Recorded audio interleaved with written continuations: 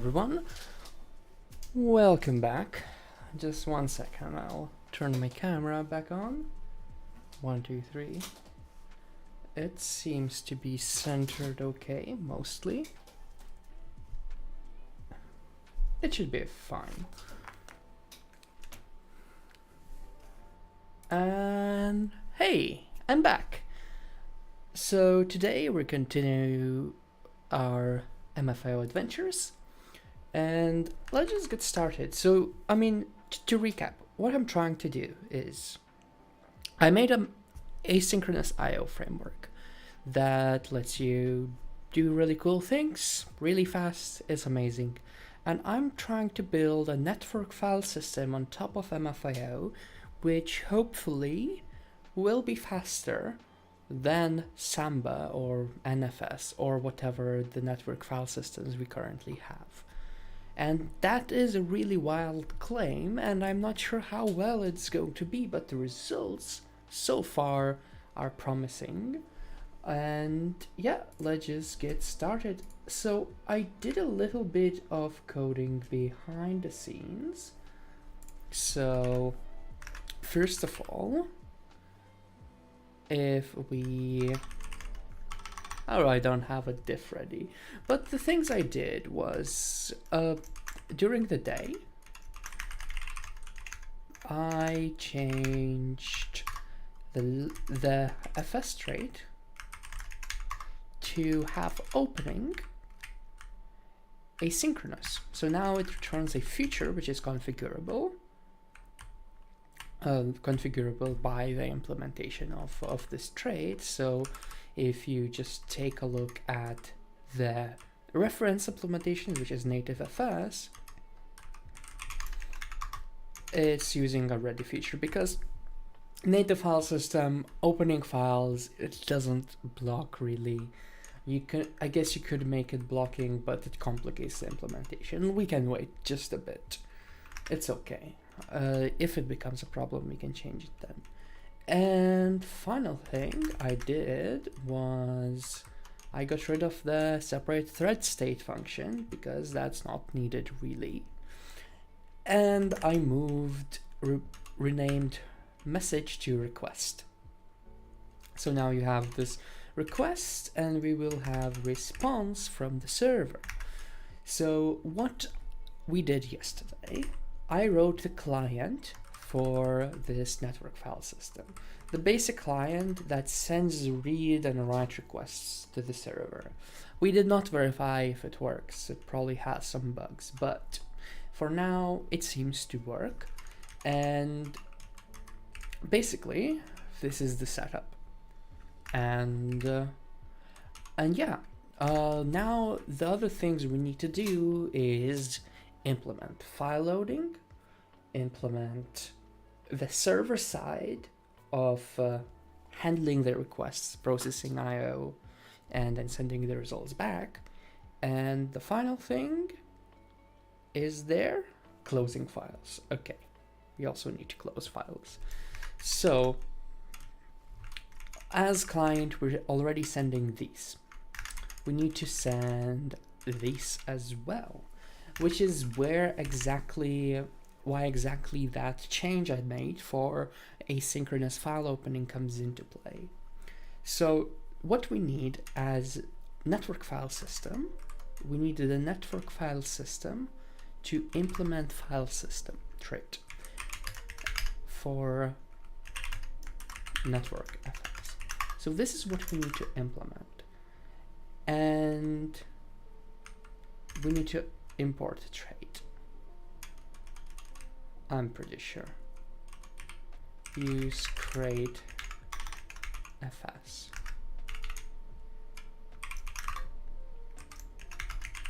Yeah.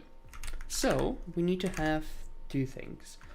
We need to have a file handle. So let's just take a look at the reference, which is here. Let's just copy it.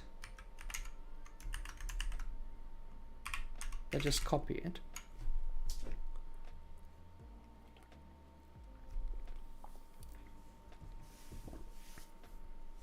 Alrighty.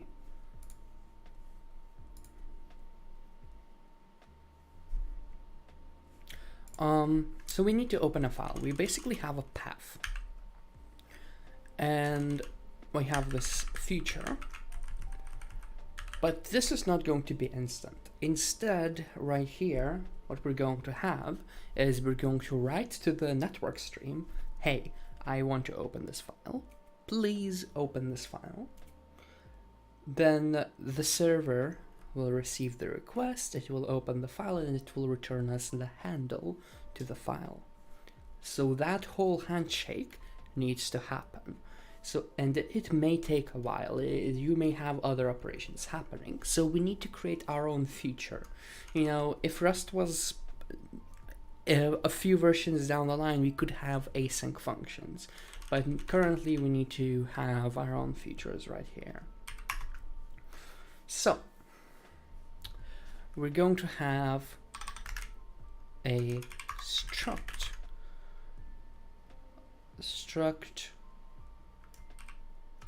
open feature,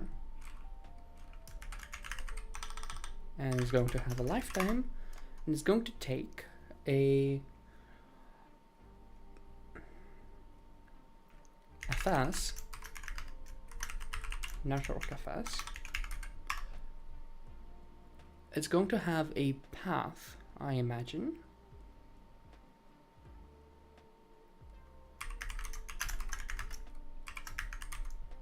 It's going to have a path.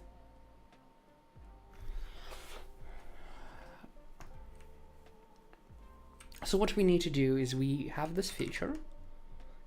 We're going to create, we're going to basically have this request as an arc.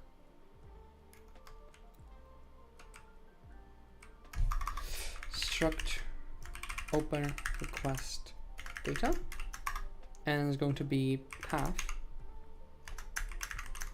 buff. We don't need this. The only thing we need is a waker, I'm pretty sure. Okay, let's just have this. So implement feature for open feature.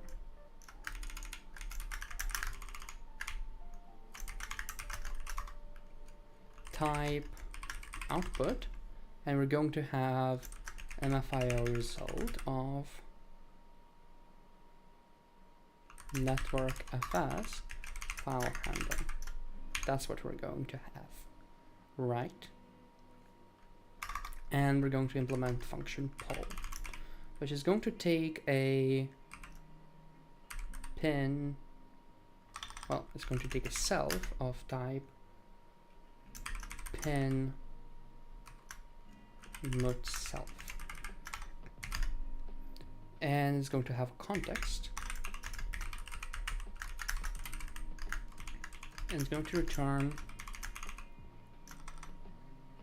I think it's just going to be self output. This is a boilerplate for a feature, and let's import things right here. Use std path, use create open options,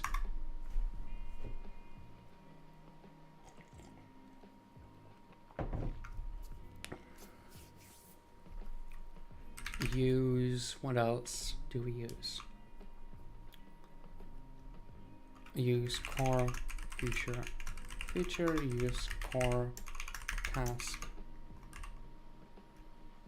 poll, context, waker.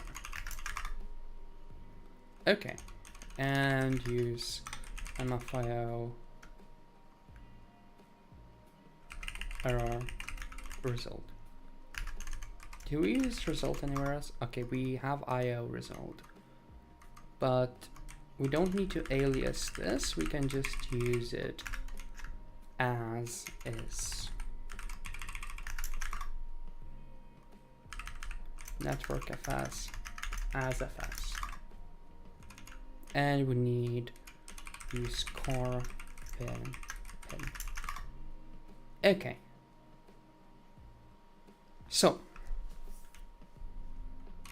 and we need open options here. Options, open options.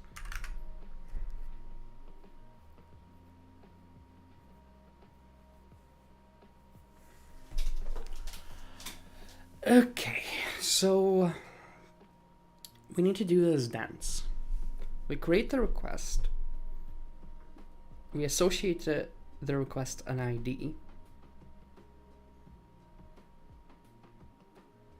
And once the result comes back in, we get awoken, and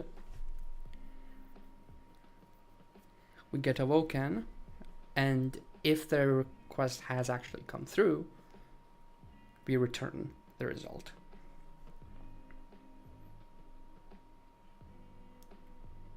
So I think we don't really need much of state here.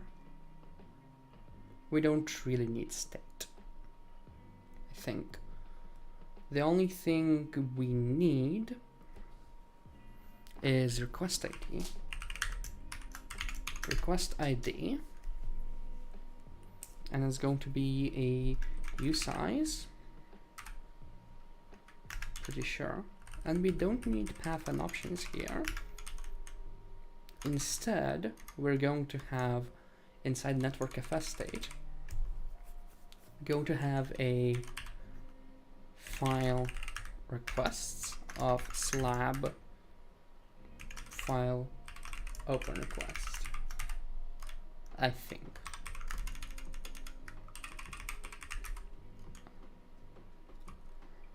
Or I guess we could have, can we do operation?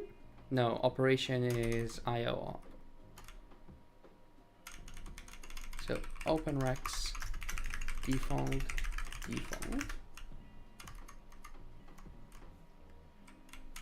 Okay.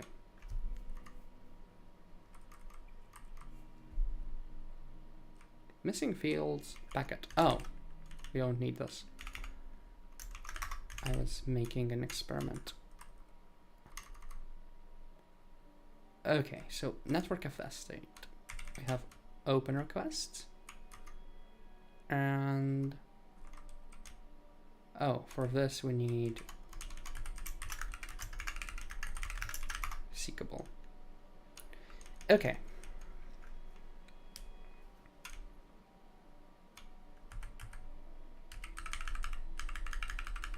Going to have a open feature.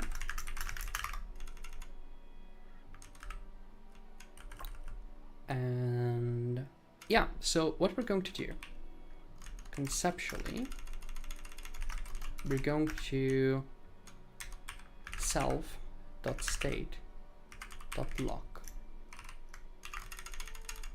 Let state equals this. Once we have the state, we're going to do state.openrex dot insert file open request start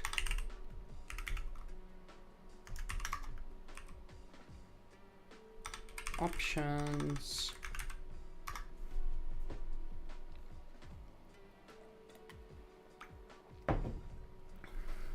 path dot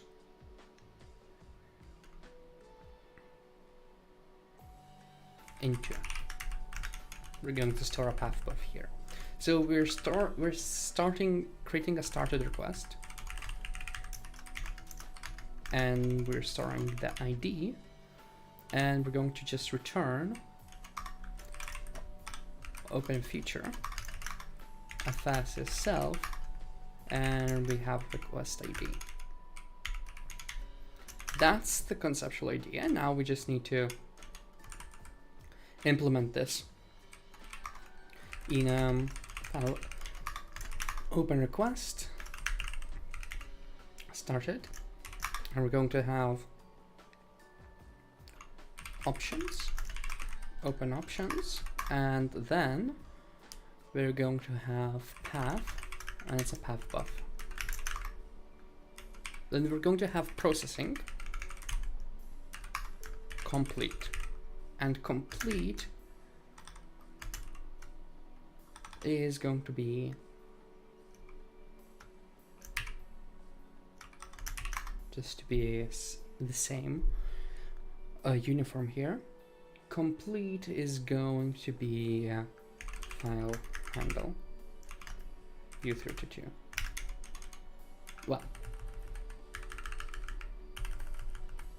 Well, say there's no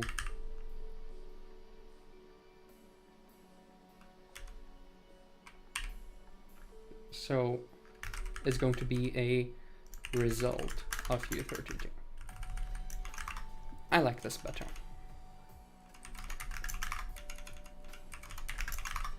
So use std path def.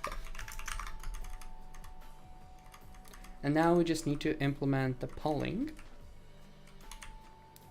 Basically, every single time.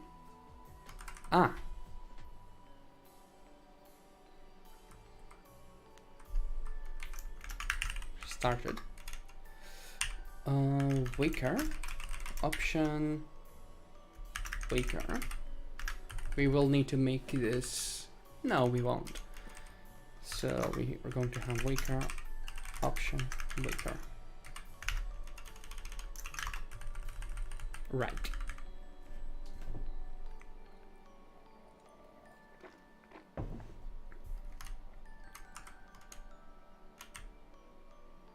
Okay, I think this should be good enough now. Okay. Let this equals unsave self dot get unchecked mode. So why am I using unsave? Basically, quick rundown of futures. Futures accepts this pinned reference, which means it doesn't move until the object is completely dropped. Pin means you cannot really access the inner object without using unsave. And for instance, in this case. So in this case, we are not moving the contents of self or self itself. And that's all we need to ensure when getting this this pointer, which is a mutable reference to self. And this is just the fact of futures. If you're writing just async functions, this is what's happening behind the scenes. It's just that it's hidden, auto-generated. But until Rust has really nice support for async traits, you're not going to see it a lot. And you can have async traits, but you usually box them, and that's not nice at all. Okay.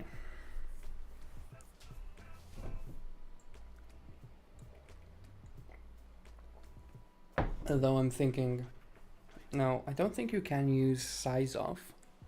Size of val could be useful if you could produce two identical async blocks, but that sounds stupid, not gonna lie.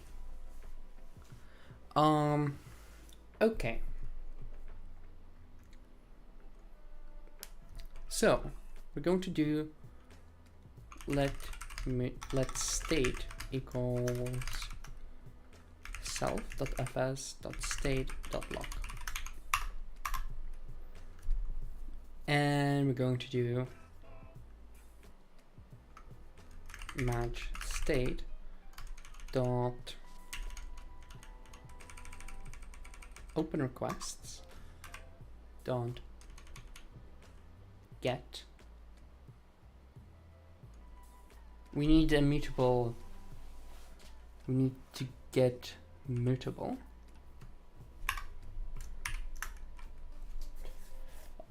And get mutable of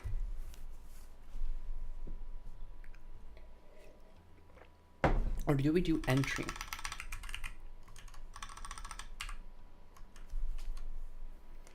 Can we do entry?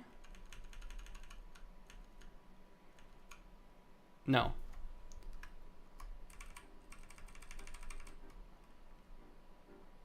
Get mid.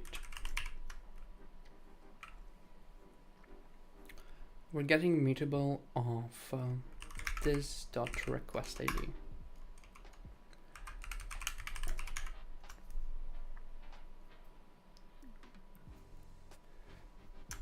Request is not found. And if we have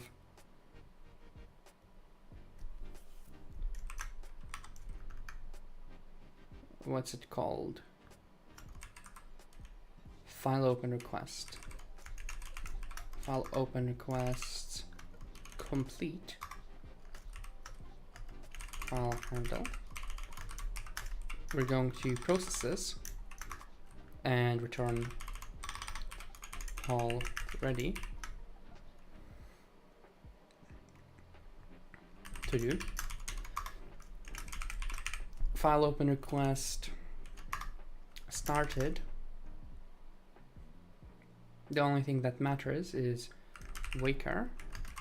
I don't care about anything else. We're going to do waker equals sum. Waker.clone. We're installing a waker and returning poll pending.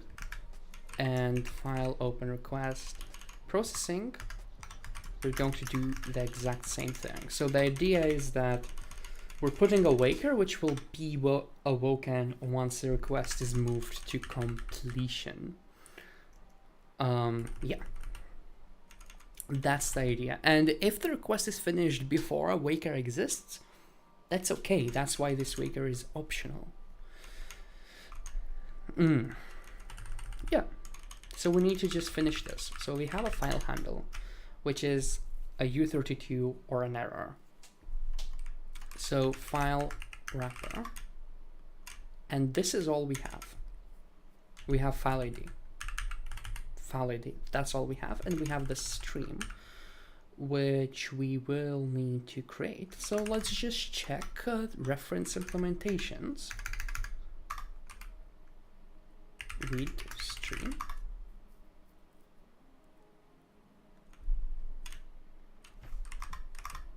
So, okay. This becomes, what is write IO? IO thread handle. Okay. So, let's see.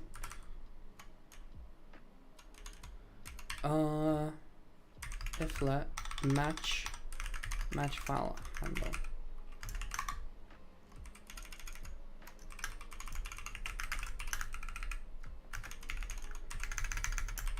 Okay, file ID.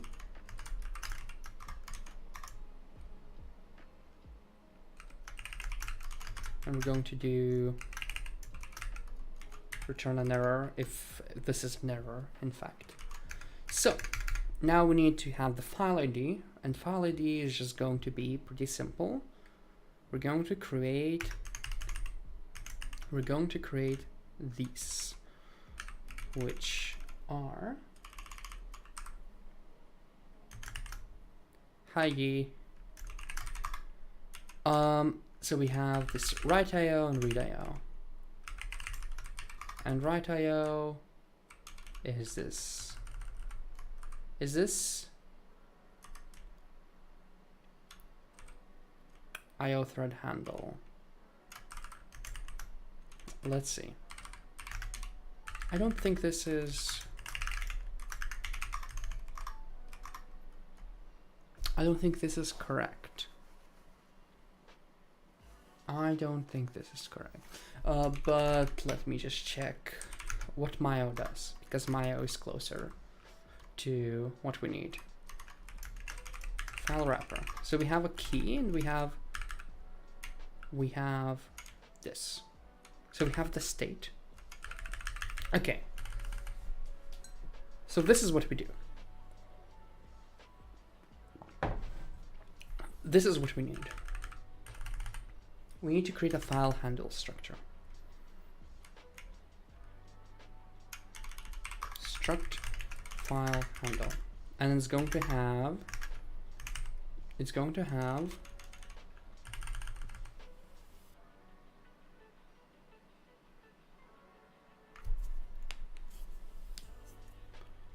so write IO. It's not being put in anywhere, really. Is this key even needed?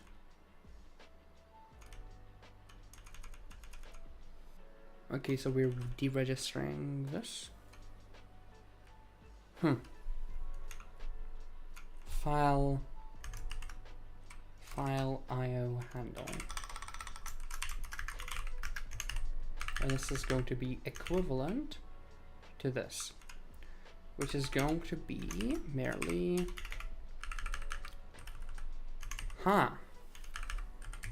we have these. Wait, how are we? Wait. Into op.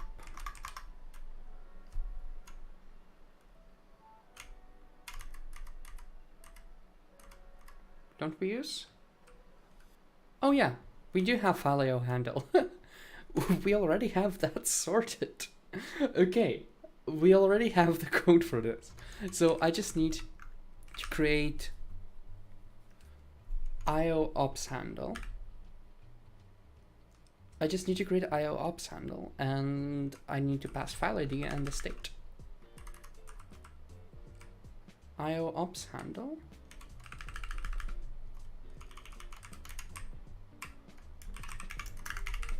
IO ops handle, and I need to pass file ID self of a state. Or do I need to pass?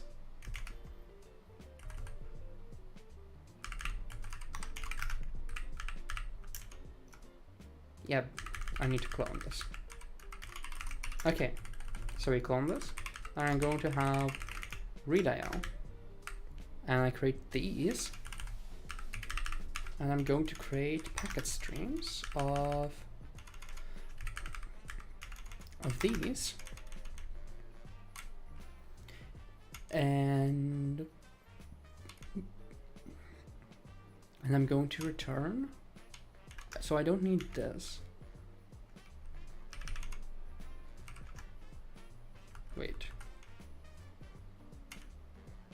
Wait, these are my things.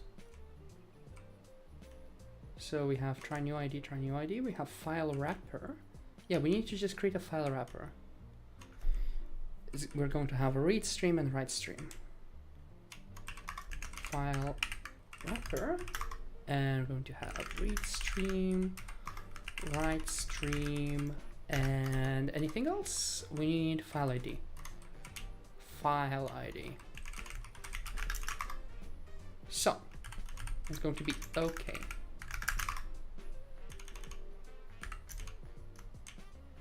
File ID, can we do this?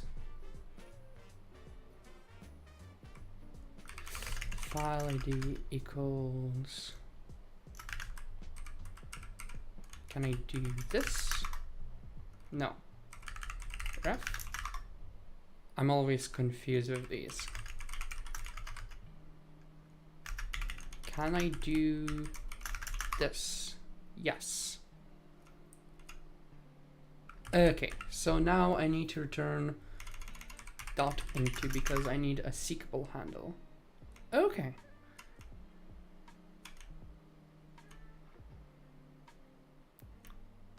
So file IO handle. Okay,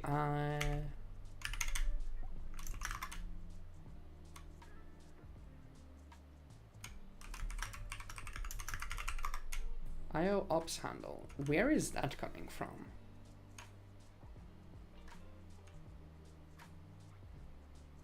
Seriously? Oh, I'm creating it here. I'm creating it here. And yep, I think we're good. We're good to go. We're probably good to go. Let's see. Missing wicker. 248.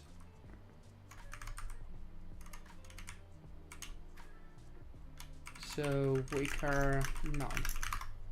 Is that it? No.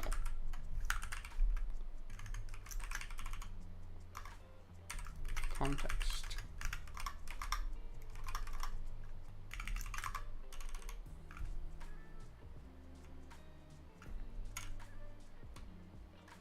Ah, I need to use this.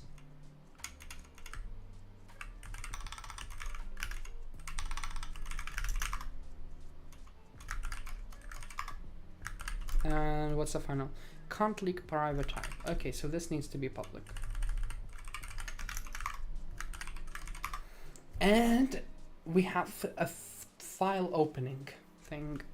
One more thing we need to do is closing, and that's whenever we have, basically, we need to have implement drop for file wrapper.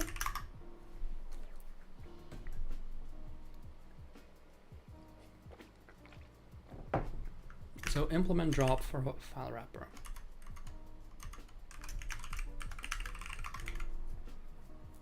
So we need to have state.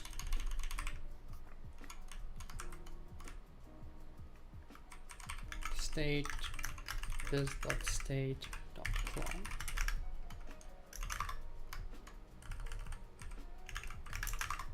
Okay, and this is going to be netfs state fn drop. And what we're going to do is self.state dot close rex dot push. We're going to push file ID. I think we're going to lock and we're going to create close requests. And we need one final thing right here, and that is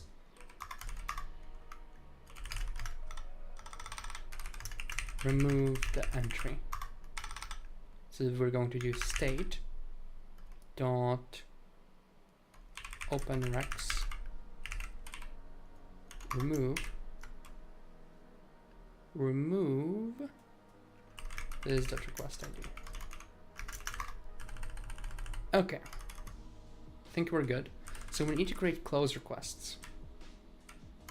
Close rex is just a vec deck of, doesn't need to be a vec deck, doesn't need to be a queue, but let's do a queue for just for the sake of it. Close rex.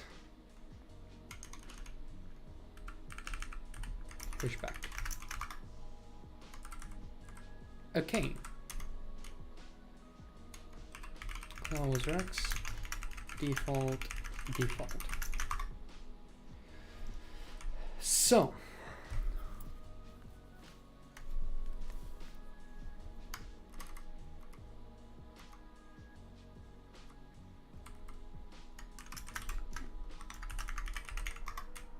Get backend. Self dot backend.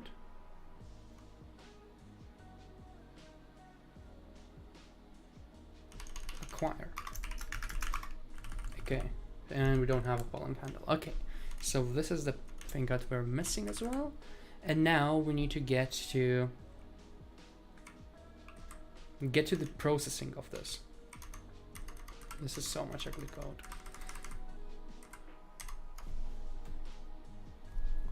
So we push the request and we are expecting the result to come back. We need to actually send this over the wire. So we're going to do what we're going to do. We have this loop. First, we're going to process file opening, and last, we're going to process file closing, just to not, basically, we don't want to close files before IO ops get sent out, even though that doesn't make much sense, because if you close a file, when you have IO ops in flight, what are you doing? But let's say, for the sake of the argument, while let sum,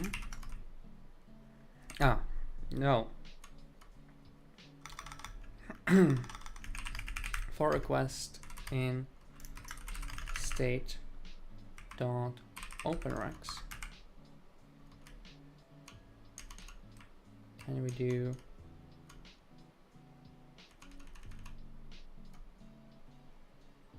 we're going to have a mutable iterator. Cool.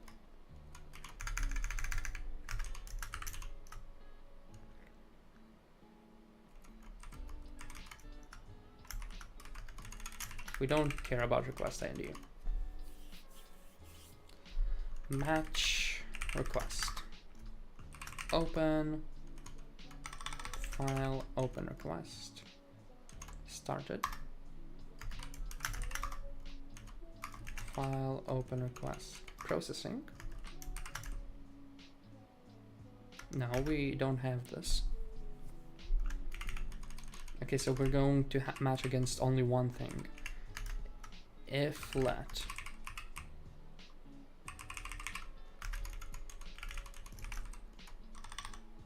equals request.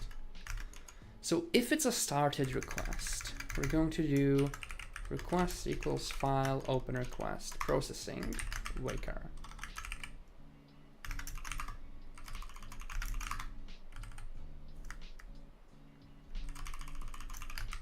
Waker.take. Okay, and now we need to send this over the wire. So we're going to first we're gonna construct a message and send it. So here we go. So this is going to be options, open options, options, open options, and path equals path buff. So we're going to use std path buff, use create open options. So we need to implement serialize deserialize for this. Clone, copy, serialize, deserialize. Serialize, deserialize equals partial equal. Okay, the whole shebang. Use serialize, deserialize. This should be good enough.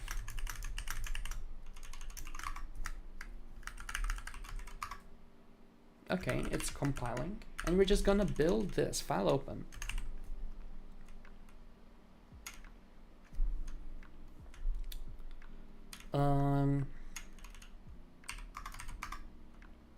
Let request message equals request file open path.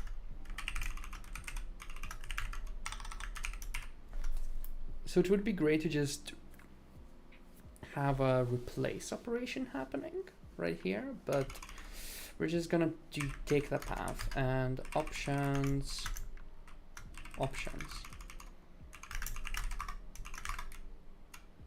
and we're going to do bin code serialize into and we're going to do writer state dot stream, and we're serializing this.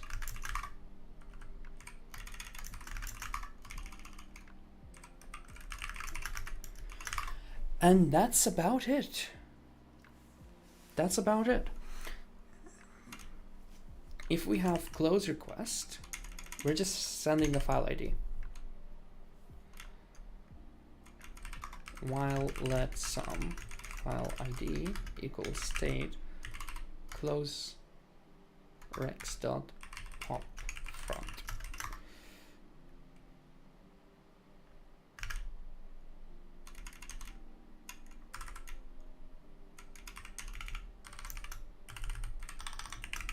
Request file close file ID.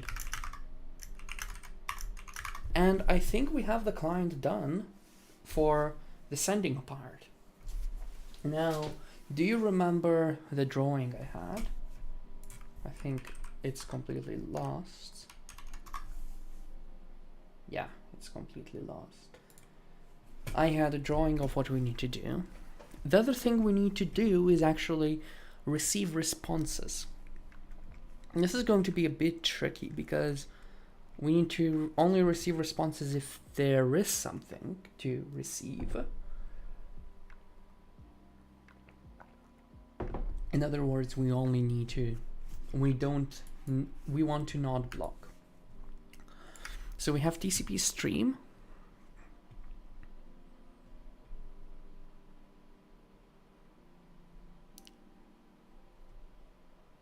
Set, can we do peak? Receives data from remote address which it connected without removing that data from the queue. On success, returns the number of bytes peaked.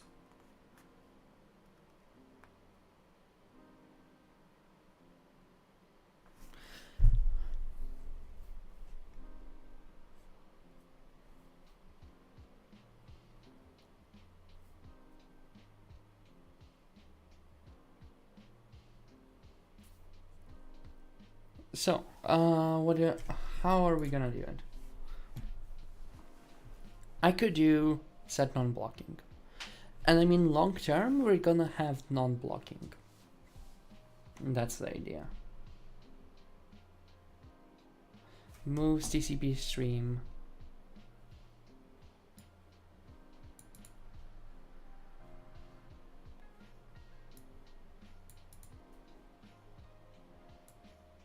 Yeah, we could do this. Or we could do peak. I think we should do peak.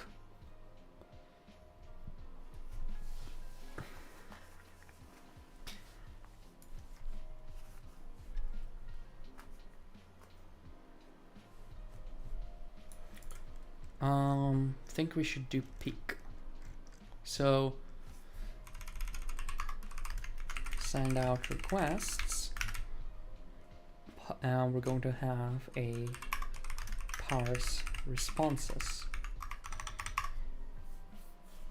It's going to be trickier, but basically let modbuf equals u8 0 u8.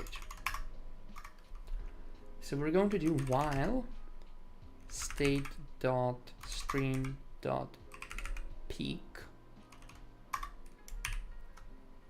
while state dot stream dot peak of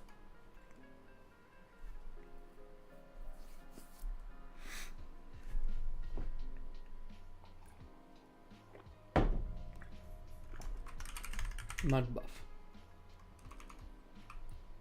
equals okay 1. So while we actually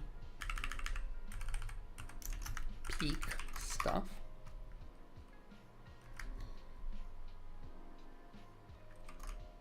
okay, dot okay equals sum 1. Okay, while we have data, effectively, we're going to read out messages in full. We're going to do the blocking, everything. So at least so long as there is the start of the message, we're going to try to read it in full. So let response equals bin code deserialize from, and it's going to be a reader object deserialize from state.stream and unwrap it. And what we're going to deserialize from, and we're going to have a response.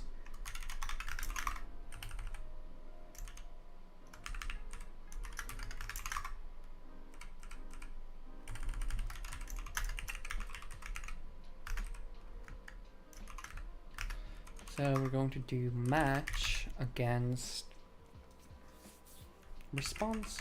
It's going to be response read, write, file open, file close. Read, write,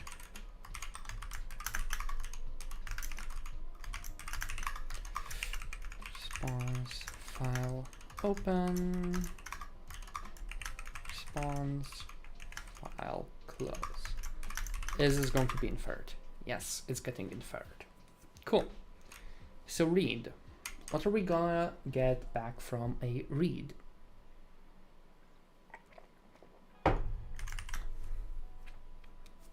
We're sending a file ID. We're sending a packet ID. We're sending a position, and we're sending length. So we're going to get packet ID index length. What does the index mean? It's the index within the packet, not like at absolute position. Because packets, they're not really aware of their positions, but you can reference the relative positions within the packets. So this is what we need to handle.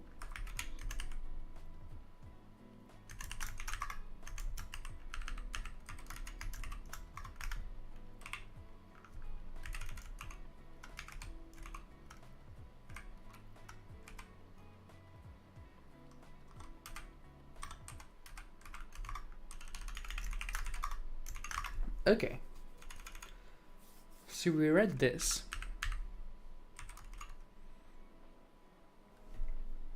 Thus, we need to access appropriate packet and dispatch this.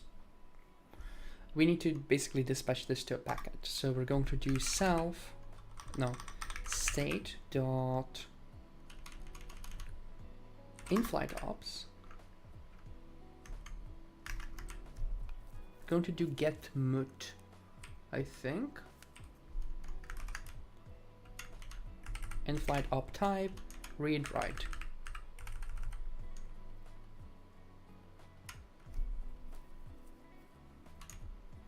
Okay, so we might actually want to split this up into read and write requests and have separate packet IDs for those, but regardless.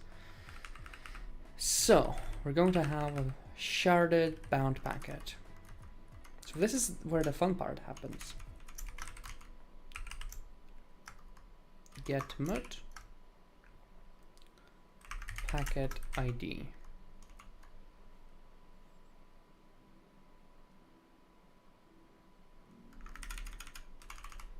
For now, trust everything. Or no, it's if let some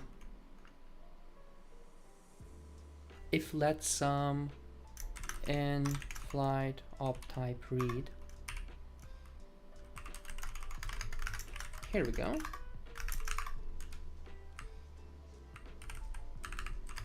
As you size. We're going to do packet dot. So this is a sharded packet.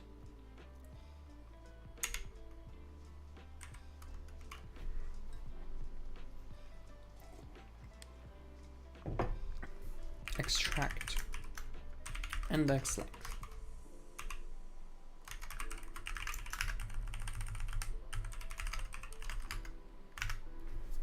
Yeah. This is what we're gonna do. We're gonna create this extract function, which is going to be really cool.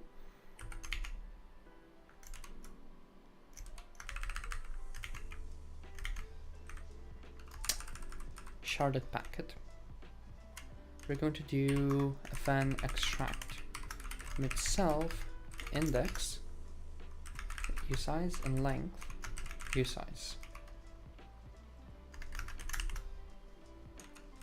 Okay, even though these cannot really be sent as usizes over the wire, but I don't care for now. Option T. So we have this sharded packet, and we need to extract the following range out of it. What that entails is taking the very first shard that is less or equal to the index, and then splitting that up. So we need Rust B-tree map.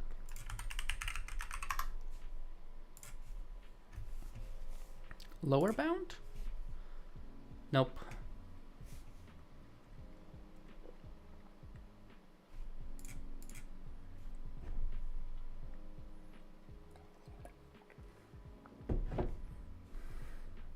Range?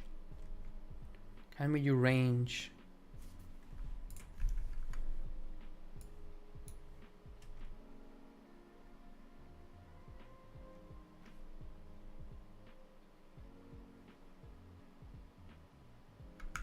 Can we do range? Let shard equals self dot shards dot range mut.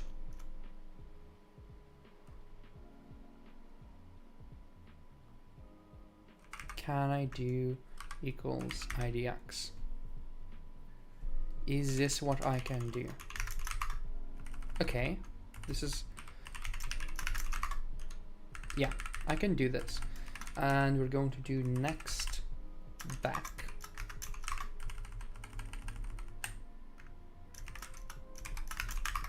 Okay, so I got the shard that I need to split up. Now I need to match against let shard length equals shard dot length.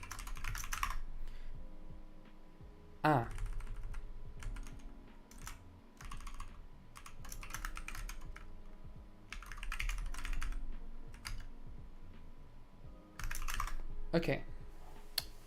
Now I got these. I need to match against these cases. So we have three cases to handle. If we take this as an example, you can start, may want to extract anything from the left. You may want to take the whole thing first of all. That's possible. There is a possibility for that. So you just return the whole thing. Great. You may want to take the first half. You split this off and you put this back into the sharded packet storage and return this out. That's possible.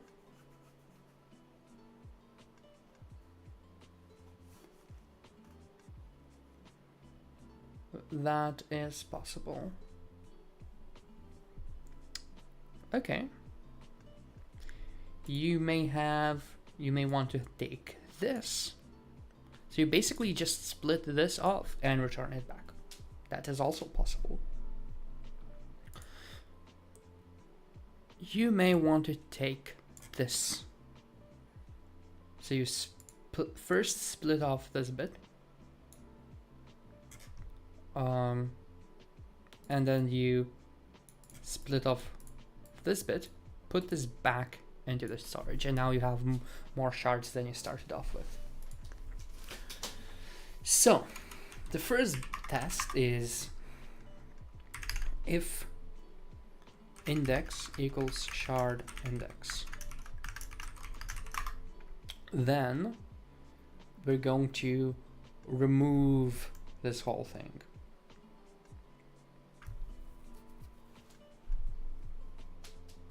Wait, I think we need to remove everything either way.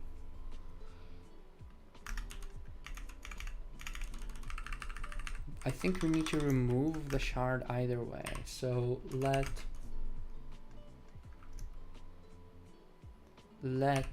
shard equals self.shards remove shard idx.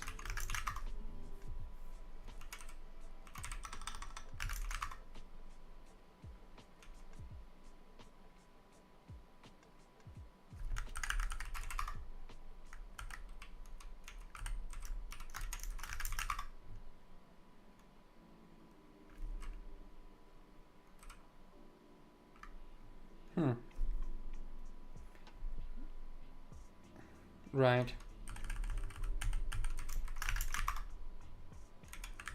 Okay. This is okay. This is now fine. Okay. So now we have the whole shard.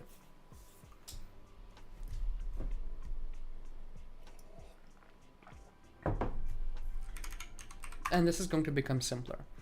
If index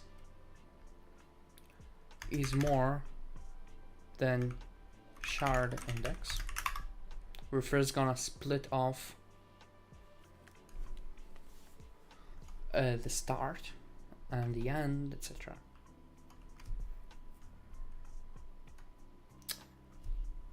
So we're going to do shard dot split at index minus shard index. Beautiful.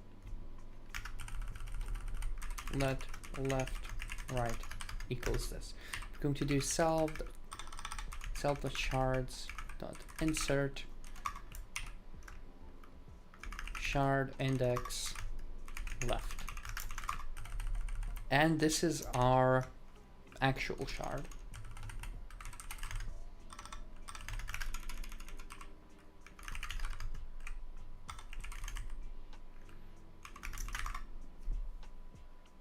So now we got a new shard. If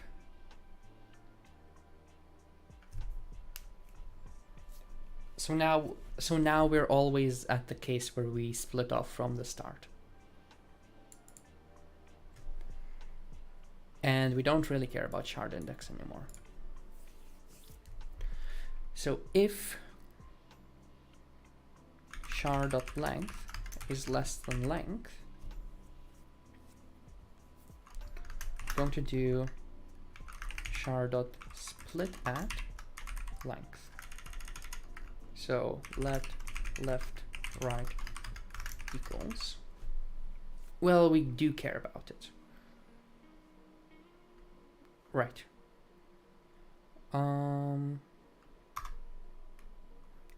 Slightly. We slightly care about shard index. And now we need to push the right side. So self.shards.insert right. And we need to compute shard index plus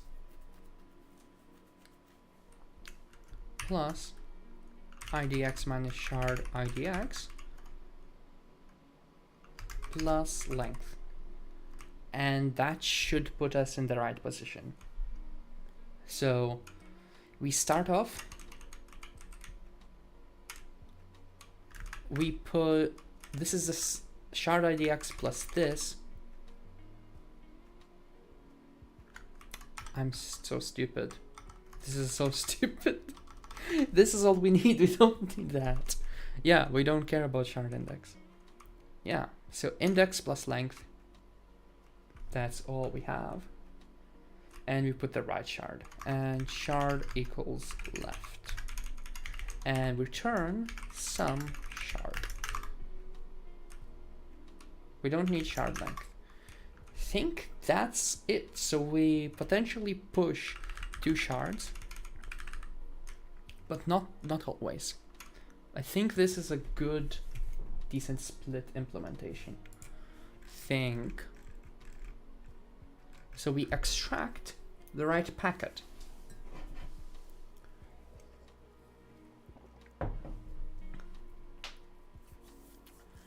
So what we'll first do is we're going to do the same thing as here. Exactly the same, actually. Pretty much.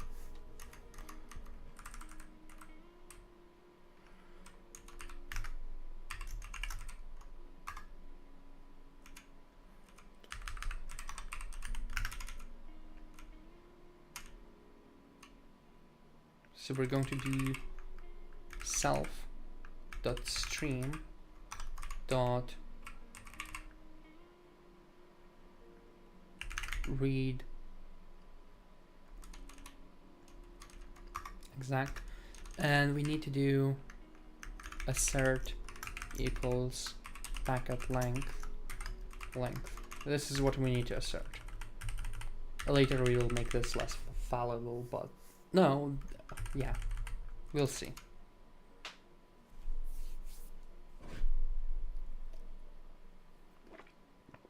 We'll see. So read exact.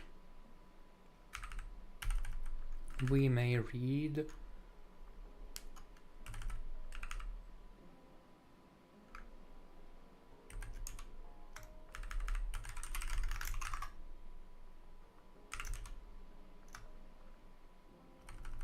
well.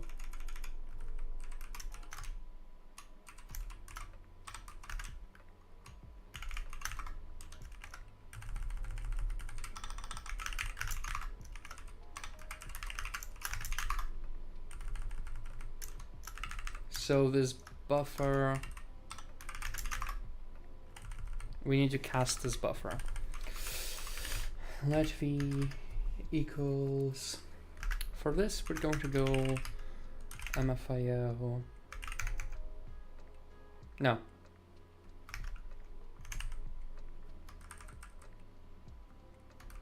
Try alloc. That's the only place where we alloc. Read exact.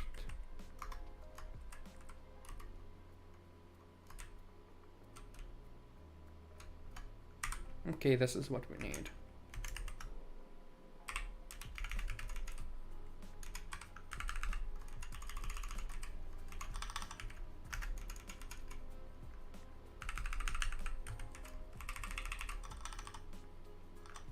All right.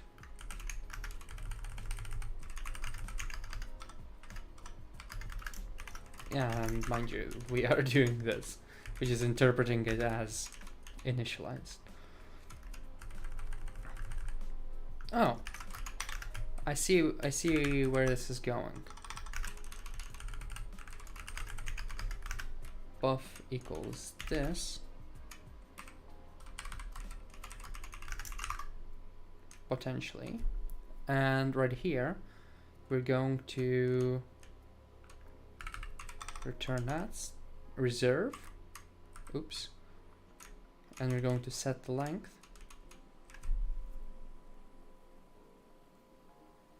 Ah, no, we can't do that. We're going to do it this way.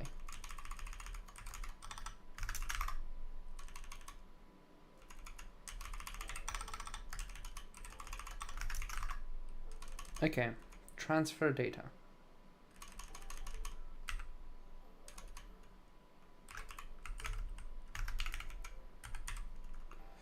So state, state, state, state, state.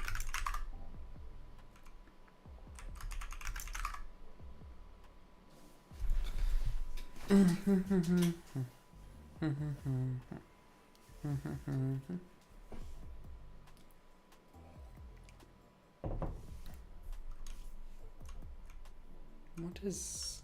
we don't have...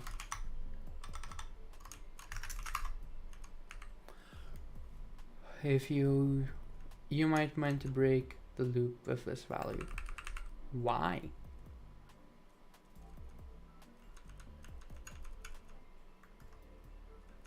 Why? Why would I do any of this?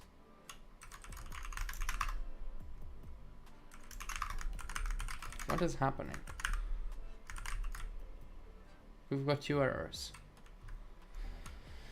Expected.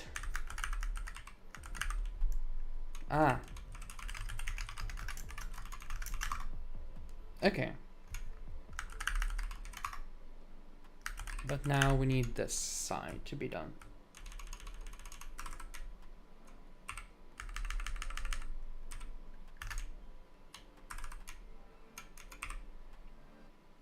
Okay. State.temp buff.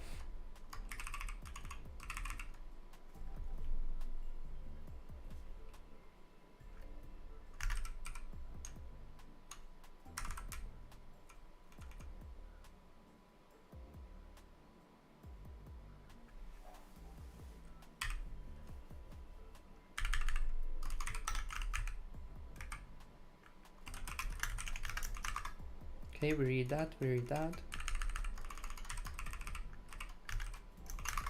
Okay. Do we need this? Yeah, we don't. Think this is nice, except I missed one more thing. And that is...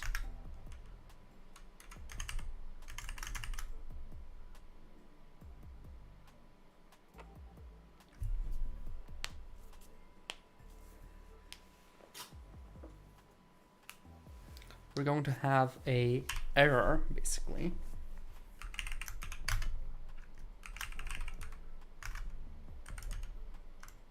Well,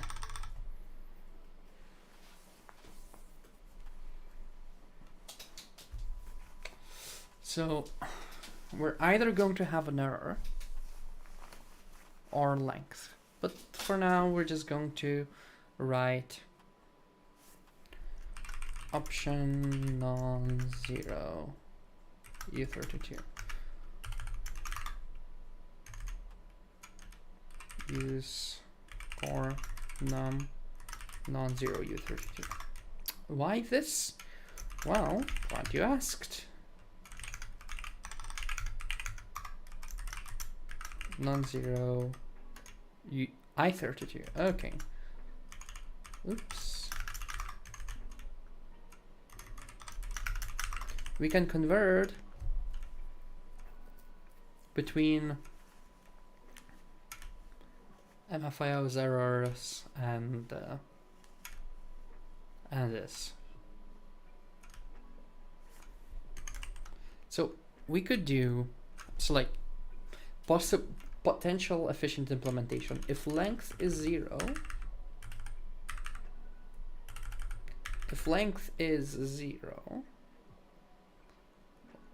we write error, or if error is 0, we write the length. But right now we're wasting a usize. Sad life. So yeah.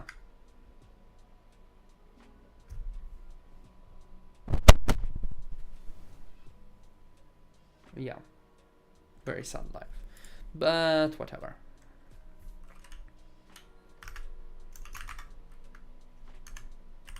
Or I guess we could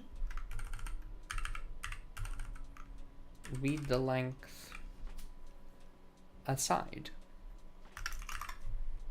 That's also a possibility.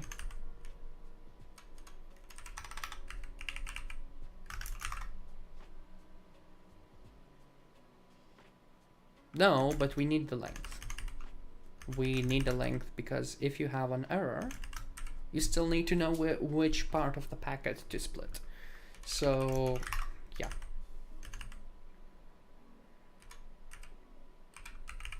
Error.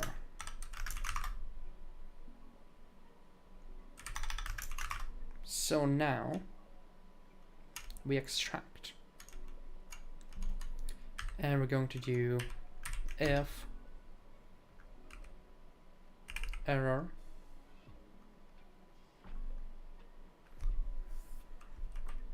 is some, else that. So can we do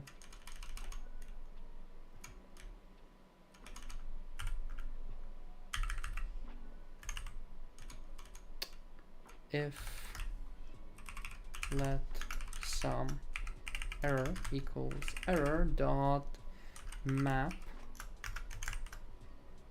and then going to return int error from int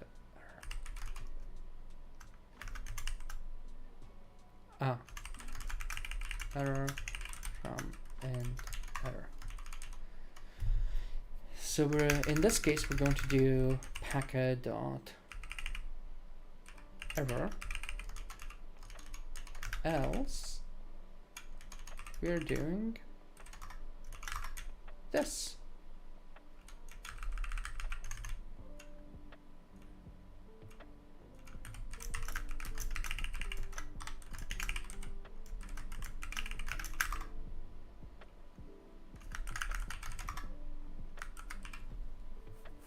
Oh, this is use C glue result and error.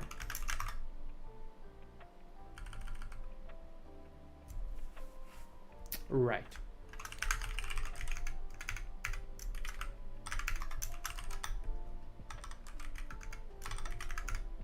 C glue.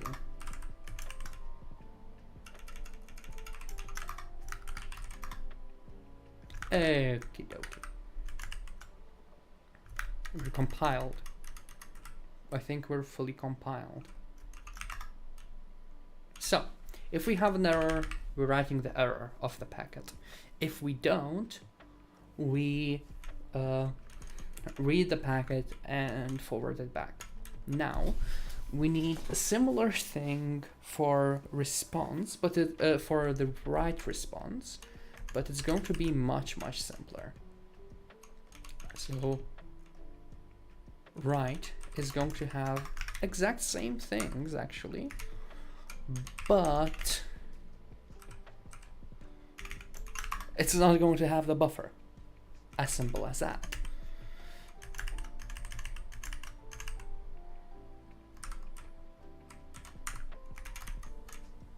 It's as simple as that.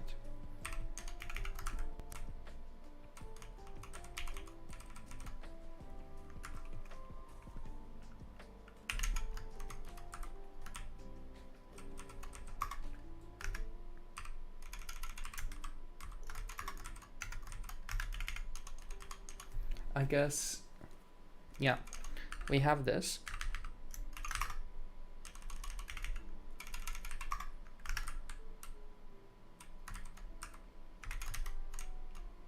We have this. That's about it. That's all there is to writing. That's all there is to writing.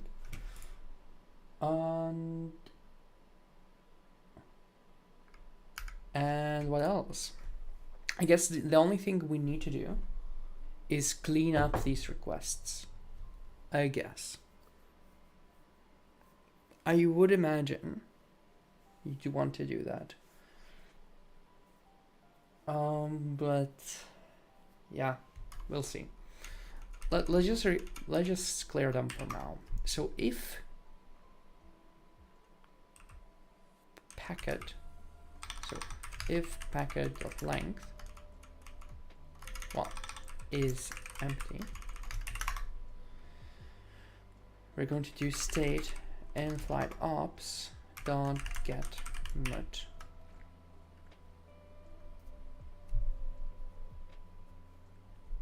Get mut I'm going to do remove packet ID as useless. Same thing here. Oh wait.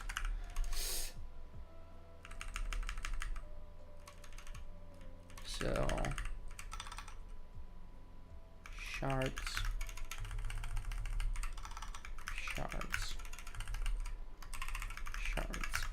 I was surprised why it wasn't erroring out.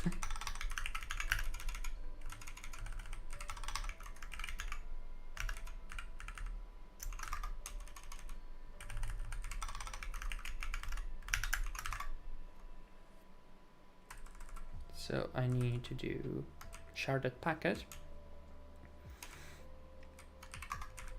fn is empty. We're going to return shards.is empty. So this is to do this, or self.shards.self.length equals 0. This is a subtle difference, because if you have packet, wait, this is also wrong. This is also wrong because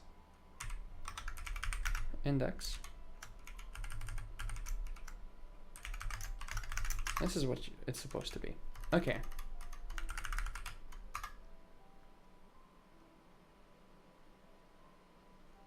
Yeah.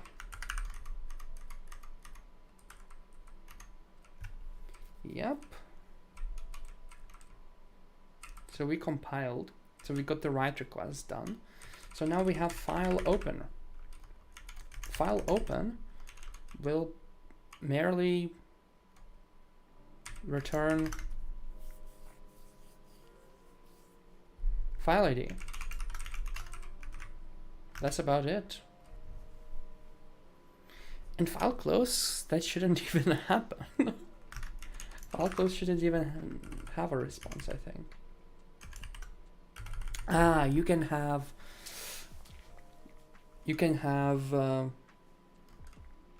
an error happen potentially in opening that is. So error option non-zero I32.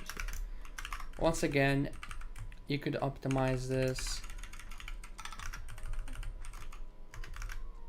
If error is 0, then you have a file ID. If not, you don't, but oh well. So error file ID. If let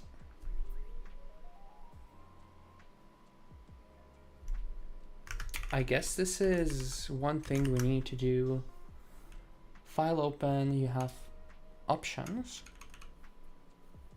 but we need to do request ID, and it's going to be a U32. Request ID.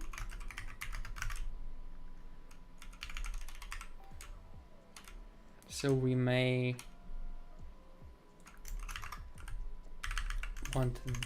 we need an association basically.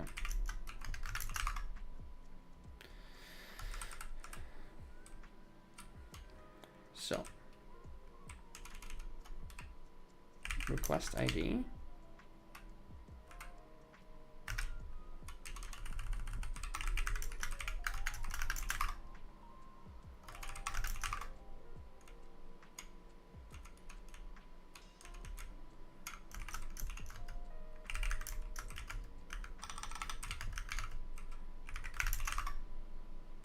okay. To do assert request ID is less than U32 max as usize.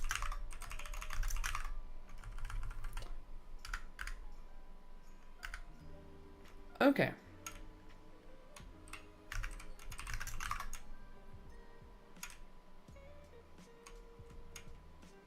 we're gonna have a request ID, and we need to parse this.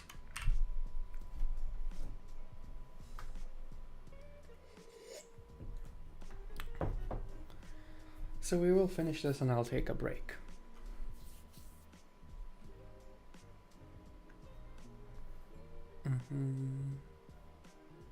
Yeah.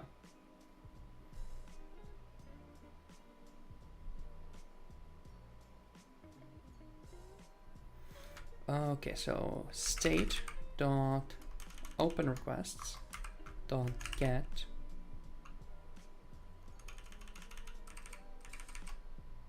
mut rec id as usize. If let sum. Now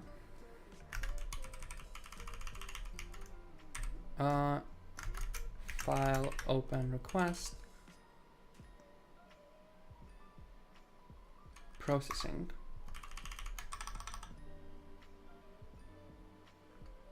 right.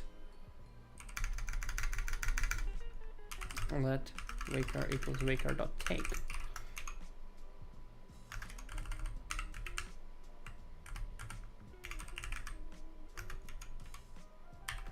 If let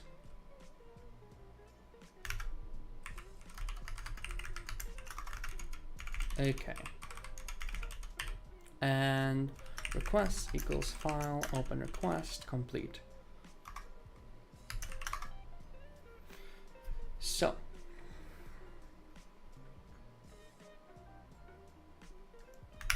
let's take a look at this. So we have this int error, from int error, etc. If let file handle. So let file handle equals if let's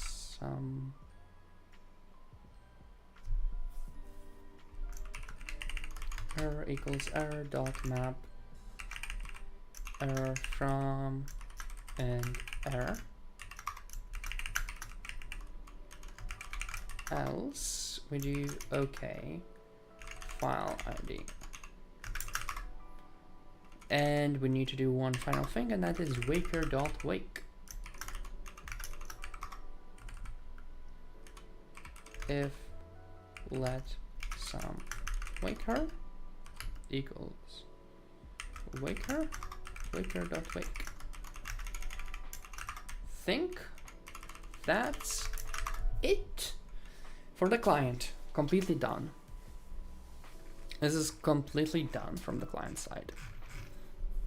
Do you compile? Yes, we compile. So just to summarize, what I did was finish implementing all of these requests and request writing and response reading on the client side, and basically trusting the results, etc, etc, etc. We don't need these. And now what we need to do is write the server, which is going to be this file, which will actually handle those requests, do actual IO, and then return back the response. That's the core idea. And let's see how well it works, shall we? After a little break, of course. See you in a bit.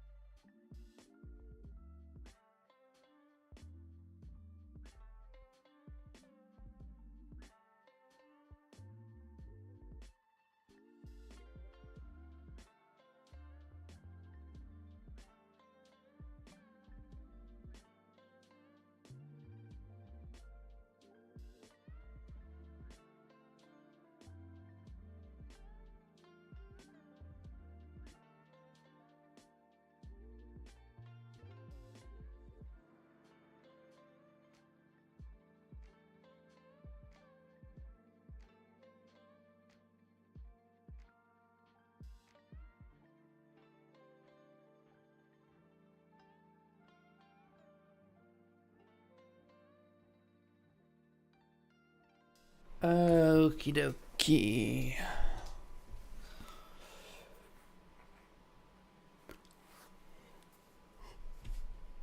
Oh. We have a server to make. Wake up, samurai. Alrighty. You've got a server to make. So we're going to do the simplest thing for now, for the time being, and that is one file system instance and one thread per client that's connected. This is suboptimal because there's no reason why IOU ring can't handle multiple clients, but this is what it is, and we're just gonna do it. So we're going to do session, and we're going to have similar things. Session state, we're going to have stream, and that's going to be a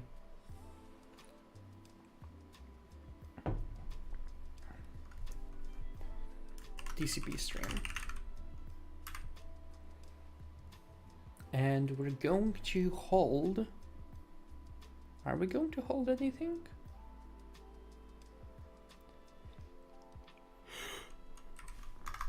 So let's just start writing session state.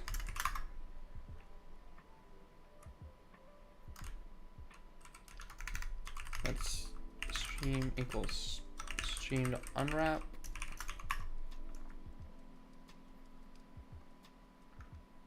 std thread. Well, let state equals session state.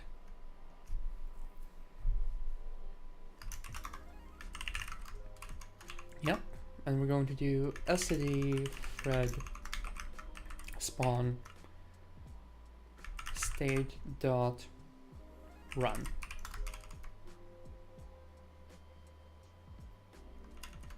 Now we need to do this. Move state dot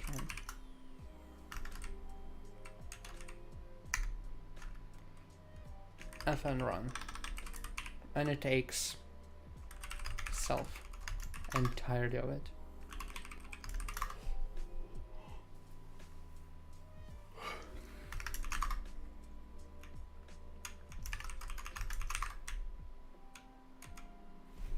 So here's what it's going to do.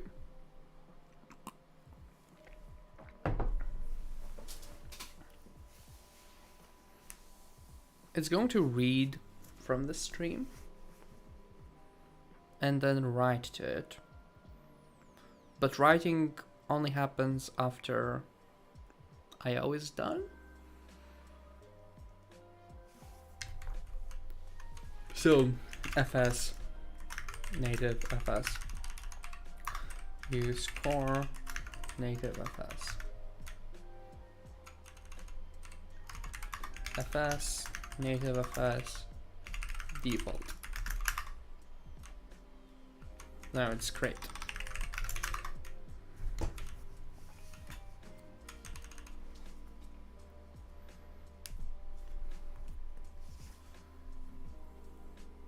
So we would actually ideally want to split this into two parts. And I think it's doable. What am I saying? What am I saying? Is that I want this TCP stream to move the right end to another thread, because I want to write back to the stream asynchronously from the reading end.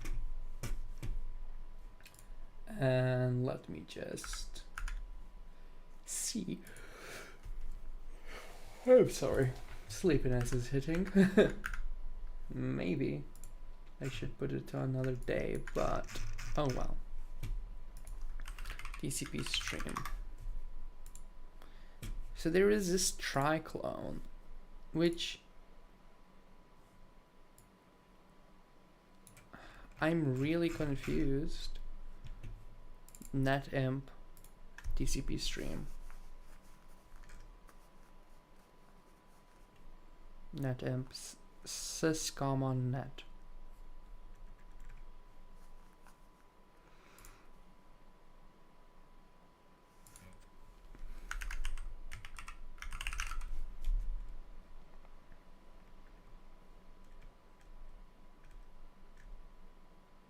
Duplicate. Inner duplicate. So inner socket.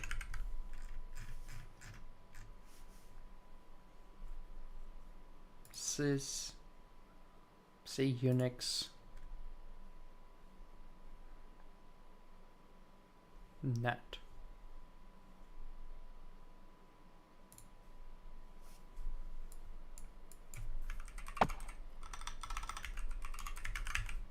Jesus, how many layers?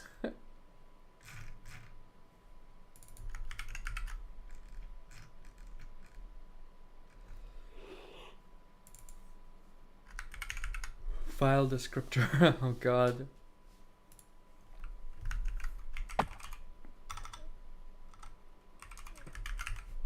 Jesus, how many layers?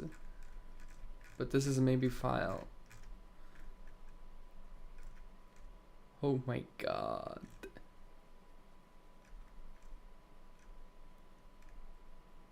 Owned FD.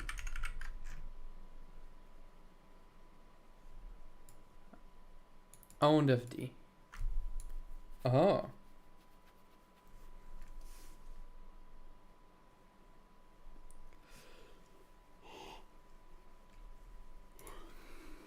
Unix IO.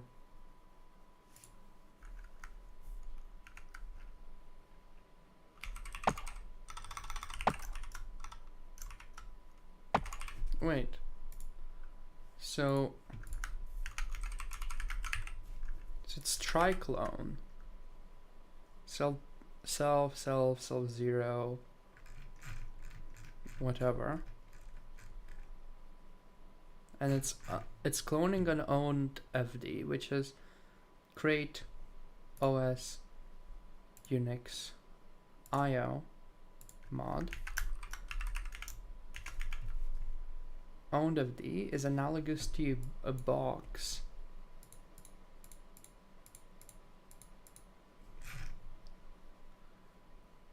Jesus. Create OS FD. Oh my god.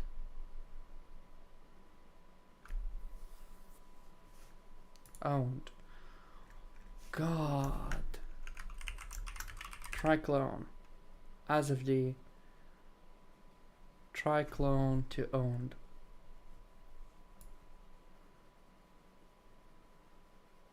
Creates a new owned FD instance that shares the same underlying file descriptor as the existing borrowed FD instance.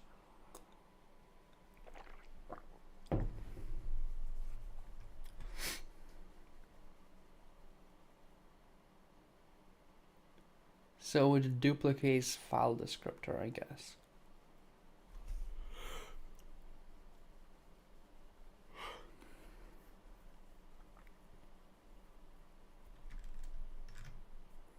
Yeah.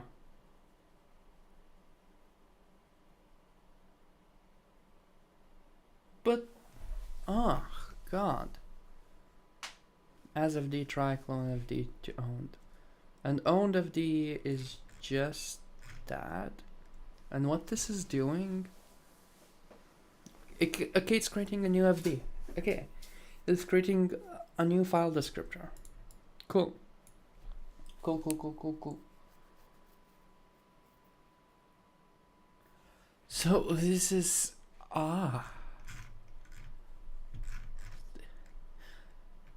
this these docs actually are really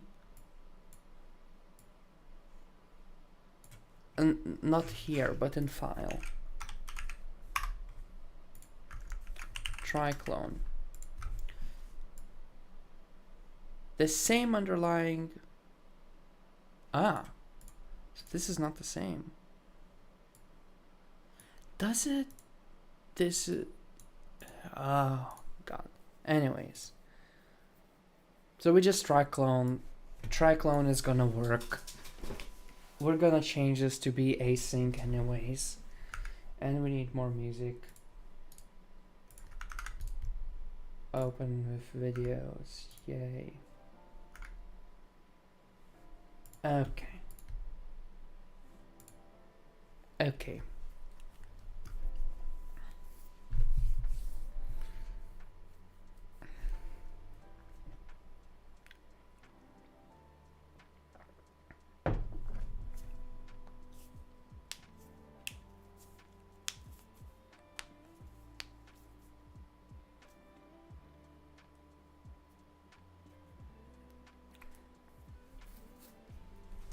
So let mode stream 2 equals solve.stream.try_clone.unwrap.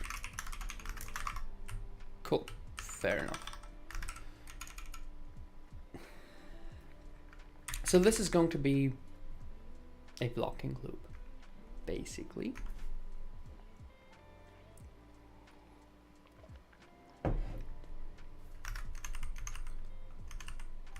This is what we'd want to do as well for the client. But we can't, because if you don't have anything, you're just gonna block. And we don't have anything. Receives data on the socket from the remote address. Okay, so this is what we actually need to do. State.stream.set non-blocking true unwrap.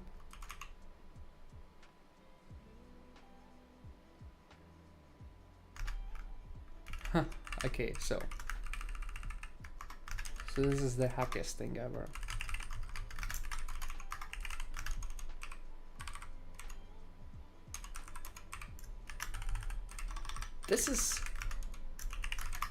This is 4 syscalls, by the way. This is 3 syscalls. You said you set this to non-blocking mode, then you peak, and then you set it to to blocking mode again. This is the worst thing ever. This is gonna be slow as heck, actually. I mean, no, but this is inefficient. This is suboptimal. Meanwhile, on the server side, we don't have to care. This is so beautiful. On the server side, we're just gonna do while let okay be equals bin code deserialize from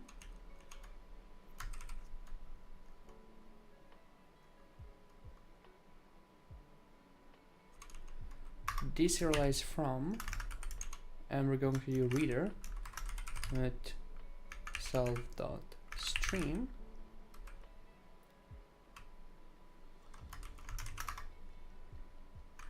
we're going to do match vn equals basically what requests we've got.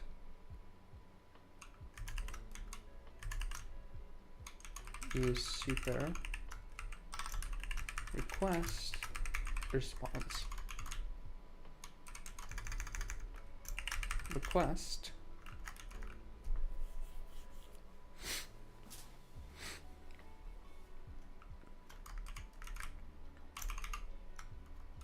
read file ID packet ID pos lan file ID packet ID pos blank request right file ID packet ID pause length, and we're going to do request file open,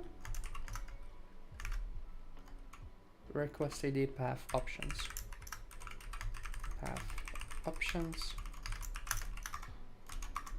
request file close, request ID. No, we don't have anything. Oh, we just have file ID. That's all we have.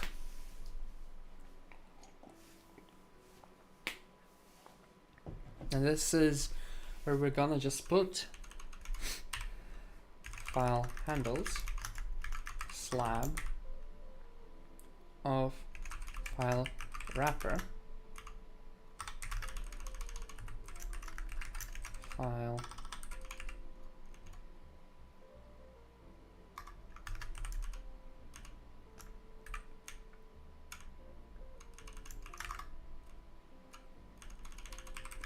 slab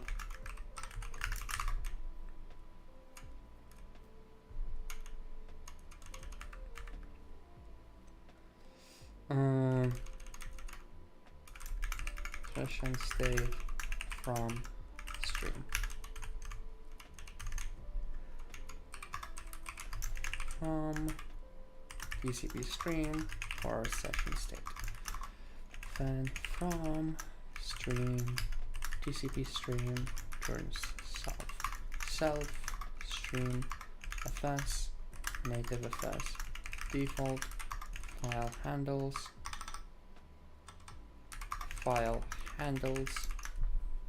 we're going to have a default.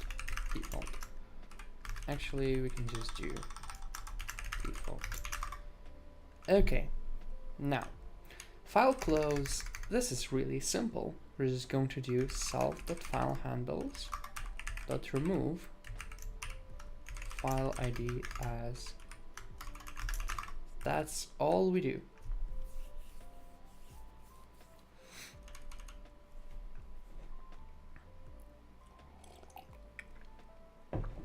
File closing, the easiest thing ever. We implemented this, done.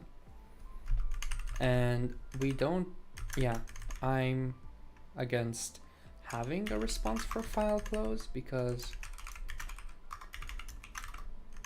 there's no reason. There's absolutely no reason.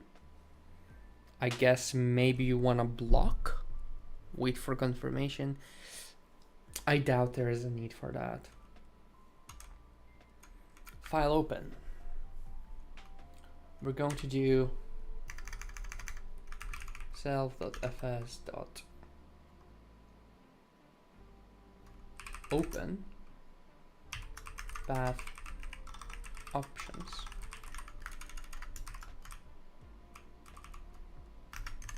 Use create fs.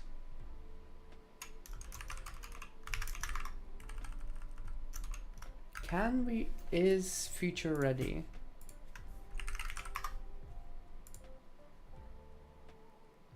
Okay, there is into inner. Ah, it's experimental. This is stupid.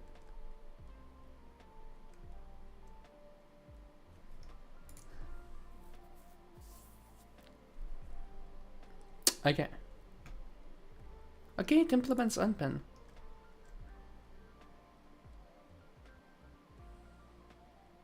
For anything.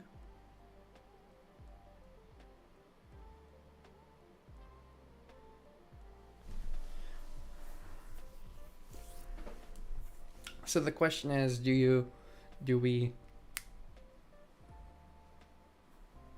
what do we do here?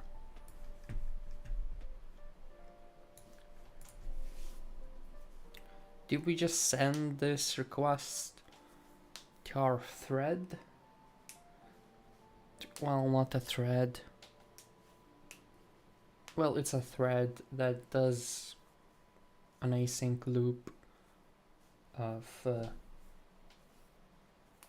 things.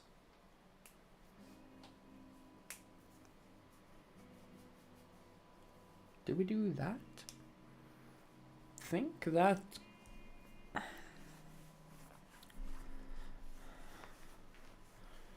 So we could do IO thread, basically, and IO thread, and that way we don't have FS.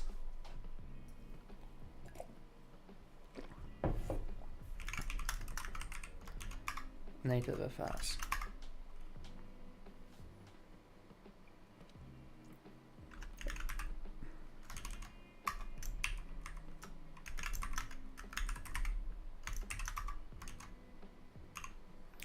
So this is the core idea.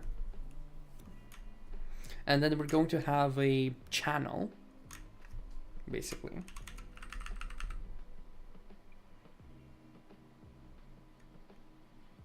Channel of requests, receiver, receiver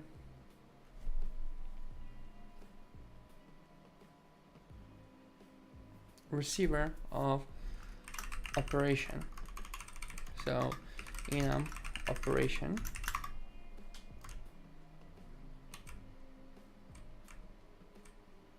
or I guess I could just forward request. I'm just going to forward the request, assuming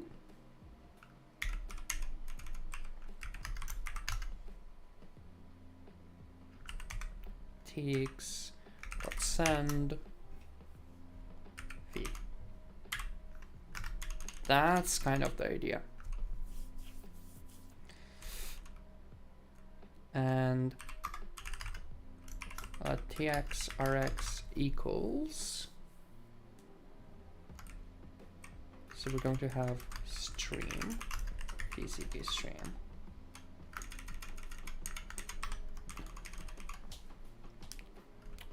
So we need an async channel, so we're going to use Flume,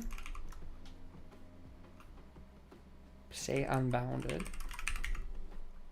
or we keep it bounded, but it's like 512 operations.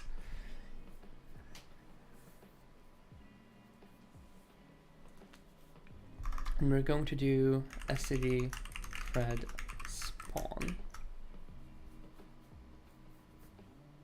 Std thread spawn led handle equals move self io thread self.f, well, let fs equals self.fs. So fs stream rx. So we're going to use Flume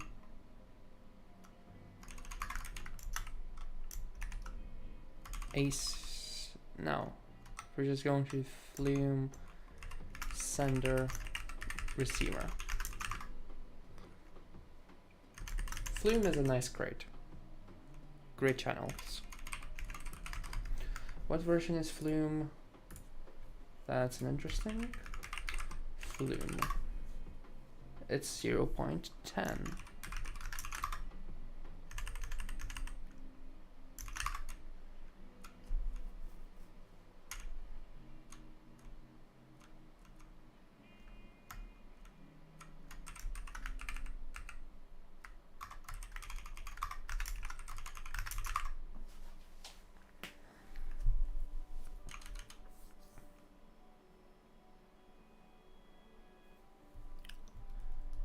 I guess this is,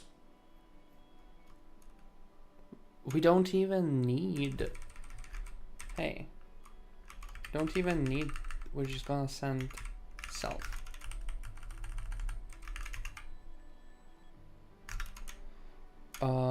Right. right here, we actually need self.io thread. We only need this. And actually, we're gonna use the stream here.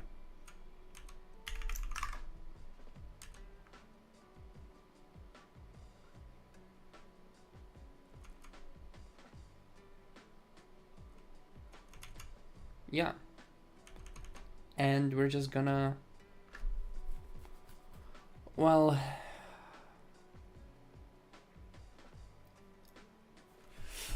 how do we do this?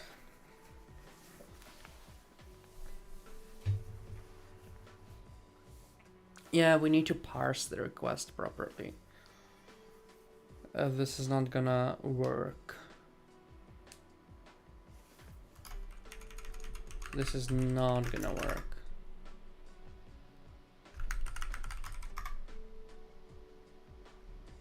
Use of undeclared. What do you mean? Ah, that's the wrong crate. Okay. So we actually need to do further processing. We can't just send a request. We need to do processing.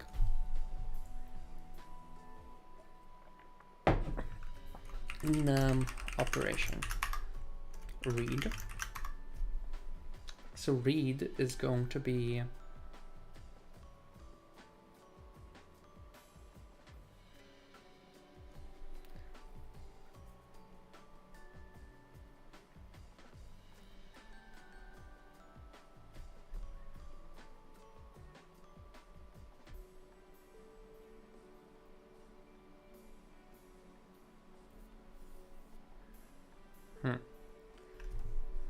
we're going to have position, and we're going to have a buffer.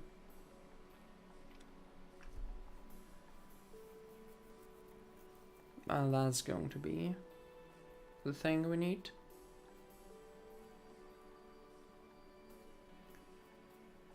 Buffer, evacuate for now. Right, it's going to have position and buffer, evacuate. Wait, read doesn't have a buffer. We allocate a buffer there. Right, we're pushing an entire buffer. Open file.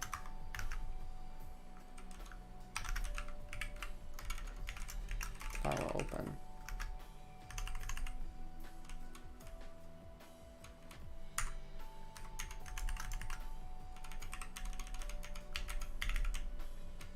We're going to have other things. Right. File ID and packet ID. Okay. So we need these two.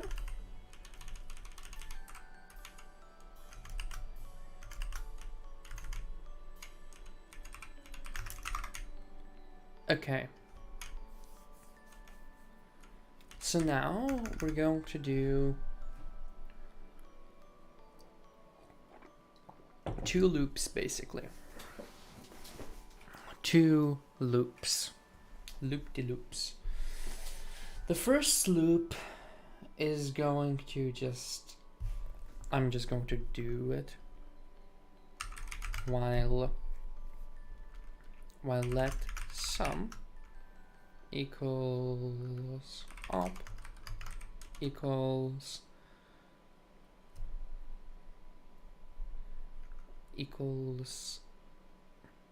rex dot receive async.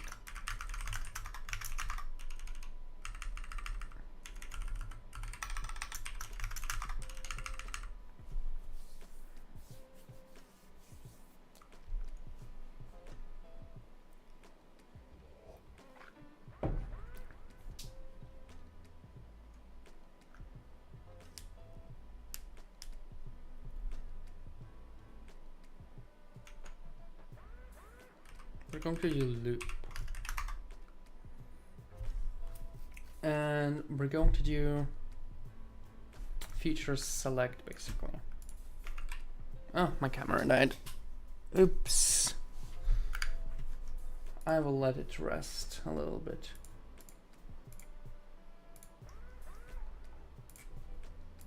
Wrong. Okay.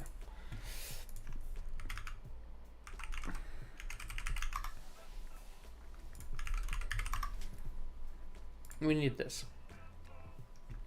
Feature select. Do we have feature screen? Yes. Features select.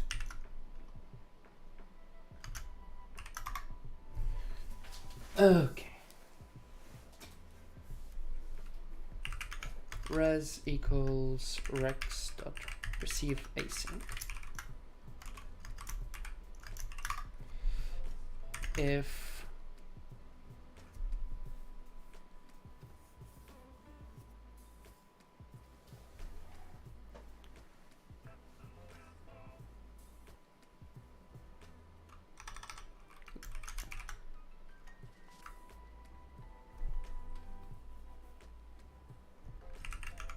let me do this.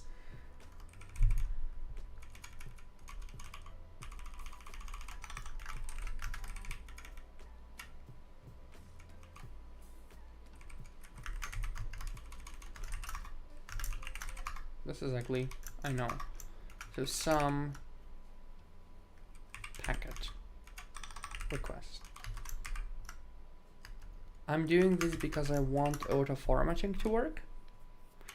If you put this inside a macro, then Rust format doesn't format it, although I would imagine there are ways around it. But we need to figure out operations. Operation.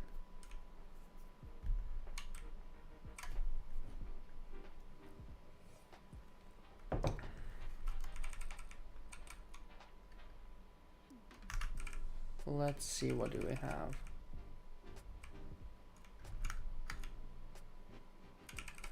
Gimme. Here we go.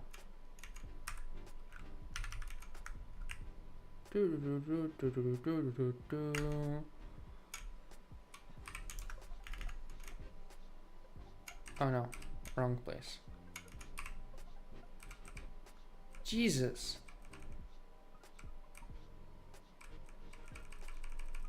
Also, what the hell was this?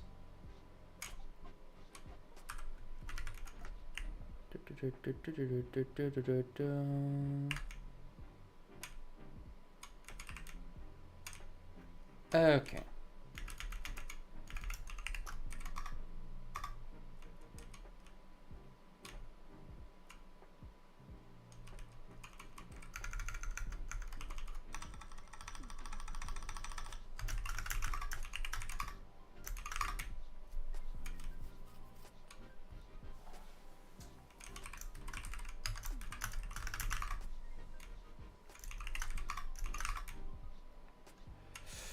Okie dokie.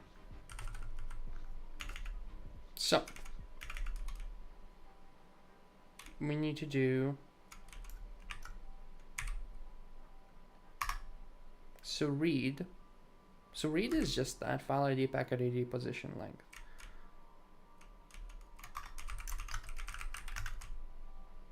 But write is going to be slightly different. So write, we're going to allocate equals vec of 0 length, and we will deal with efficiency later. We're going to do basically operation write file ID, packet ID, position, buff.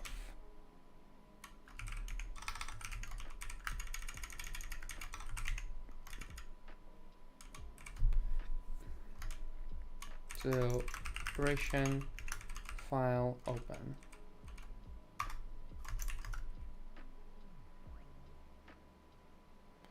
request ID path options operation file close. I'm sure we could deal better with a custom serialized, deserialized implementation, but oh well. File ID, packet ID, position, length.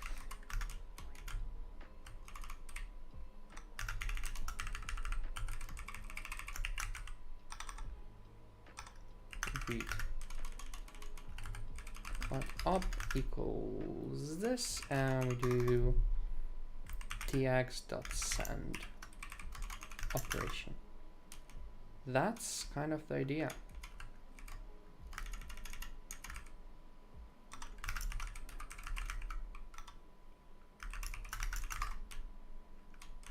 And we're going to do right here, we're going to do stream dot read exact.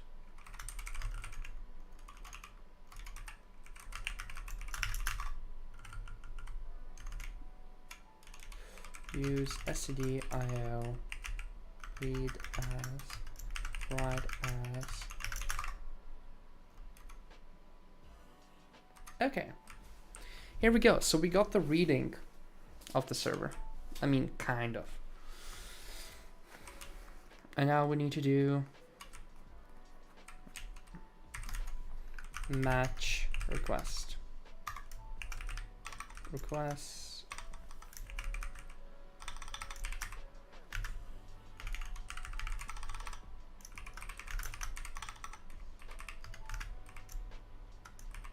operation read file ID, packet ID, position, length. Operation write file ID, packet ID, position, buffer. Operation file open, request ID, path, options.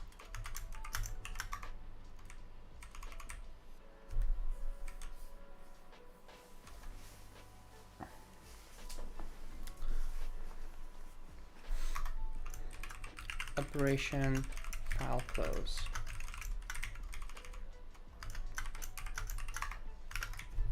So this is what I want to do conceptually. File close is simple. Self dot file handles dot remove file ID as this. So what we can do, we can have this features unordered.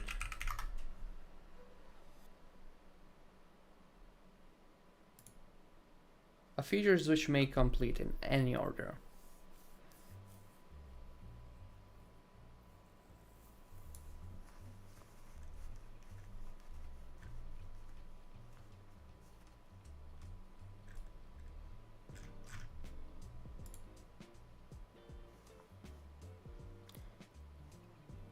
So the question, so basically what I want to do,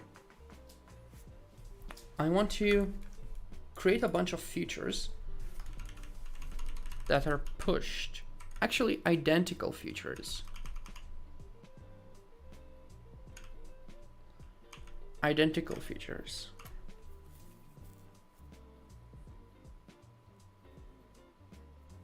That are pushed on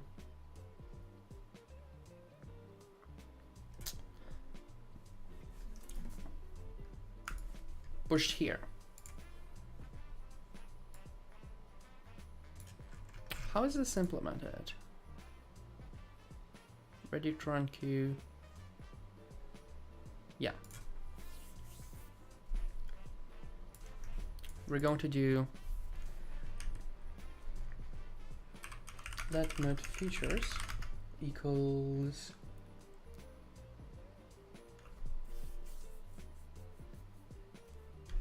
equals features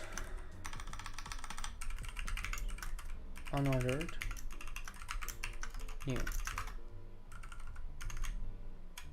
Use features stream x features in order.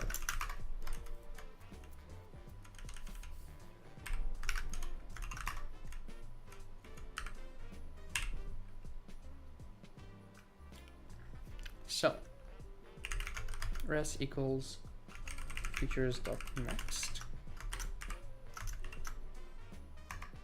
So this is where we do res. Okay, res, error res.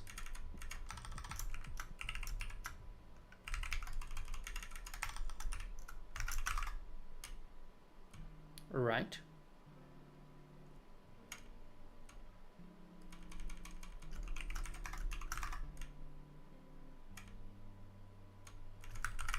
What do we have? Ah.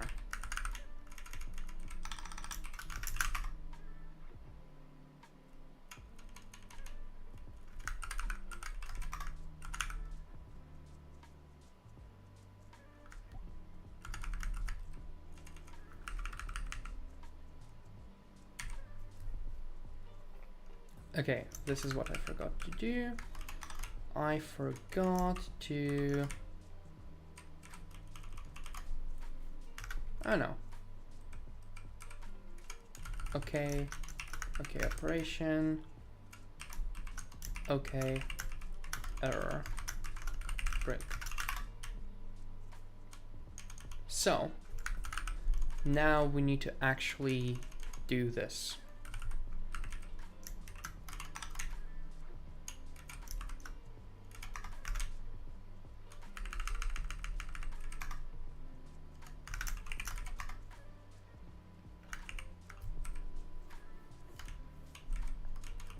Let feature equals this,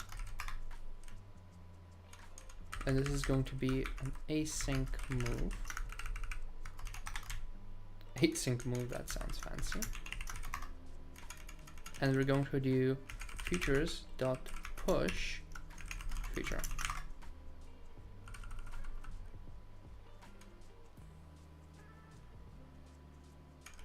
Okay.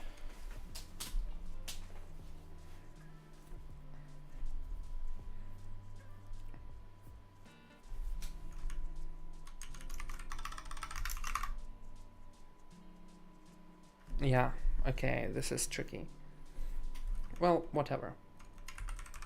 Does the core premise work? The core premise works. The core premise works. That's nice. Yeah. We push features. We complete them out of order. And yeah. That sounds nice.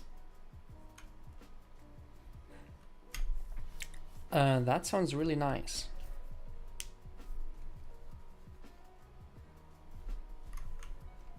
So we can always do things like this.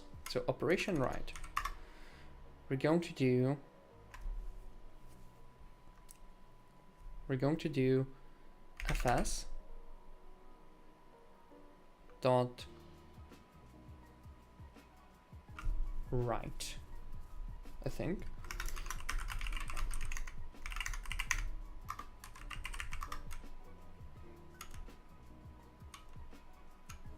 Write all.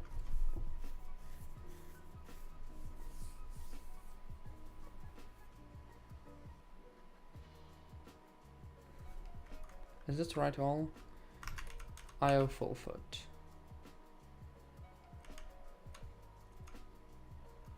Yeah. Or we can do out of order, so right raw. Right raw. And we have position and we have packet. Well, position, both. await string, and we're going to need to import use mfio traits. This is async.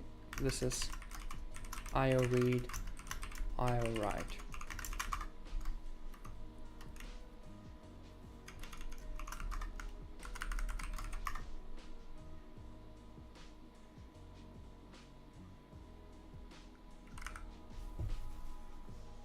Native FS doesn't satisfy IO write.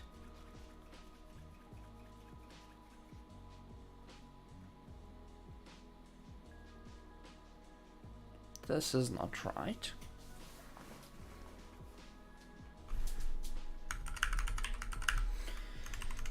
This is not right. Oh, right. This is actually right. This is actually completely right. So we need to get the file handle. We're going to get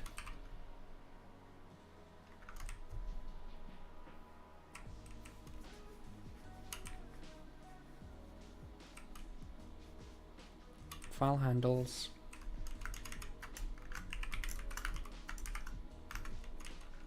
Let's say arc. Use tarc base arc.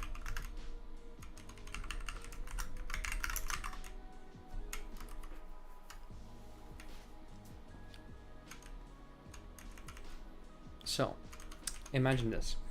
Let file handle equals self dot file handles dot get file ID dot float if let sum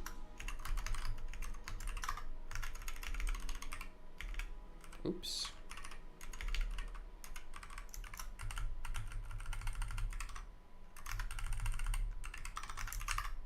does this work? Yep, this still works. No, it doesn't.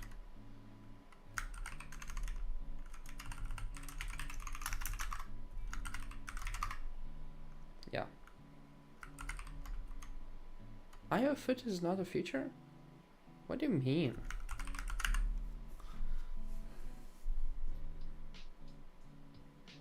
What do you mean this is not a feature?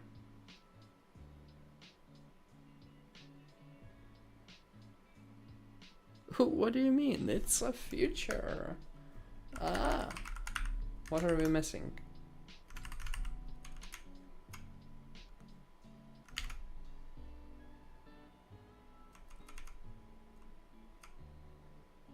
Oh, it's a stream. Okay.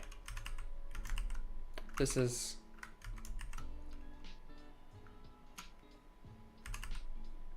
Is it? No. Wait, what?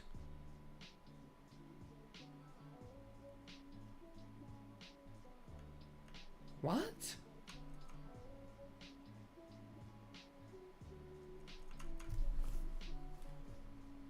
What is this? Oh! Okay, so the idea is that this is like combined. I even forgot about this. So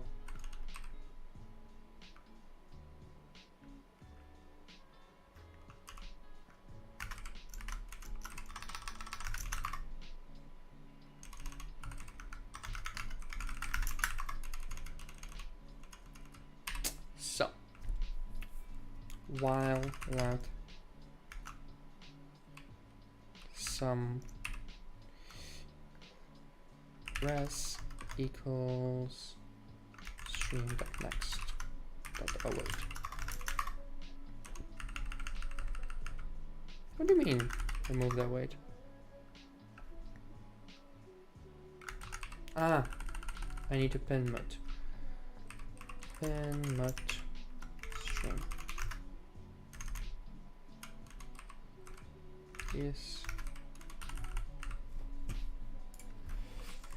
pin mut.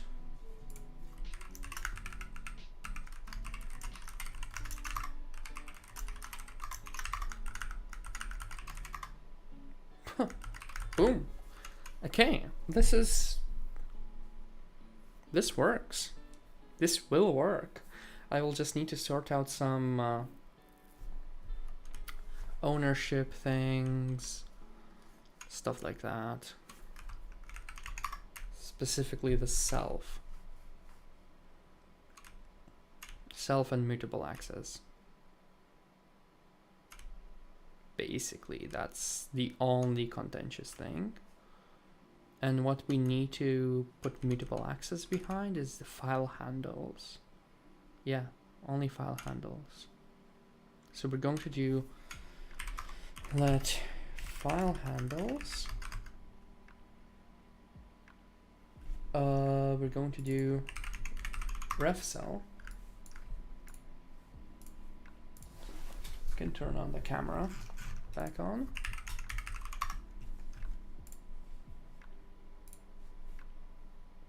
Potentially, yeah. Here we go. So we're just gonna do ref cell,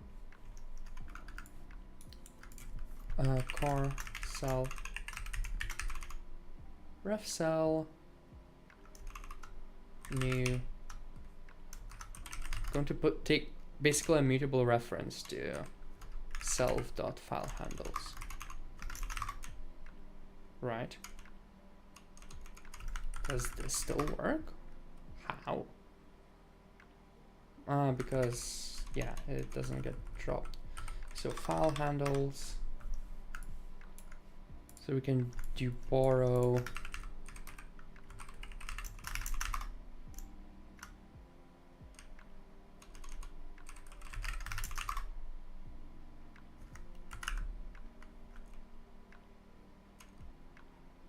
Okay. We're going to need ref cell new, RC new.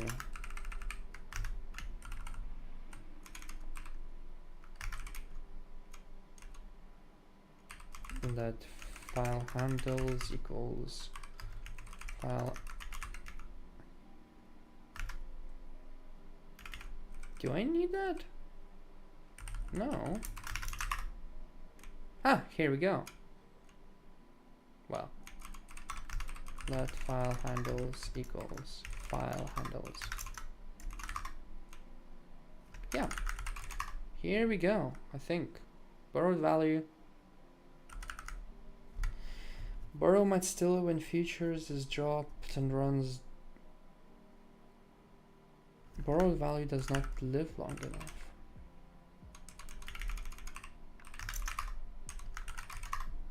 Okay, now this is fine. Okay. We don't need async move, basically. Yep. This is going to be real nice. So if we open a file, what we're going to do is we're just gonna do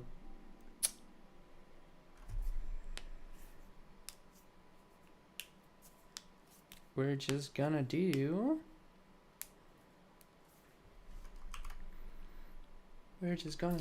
gonna do? What are we gonna do?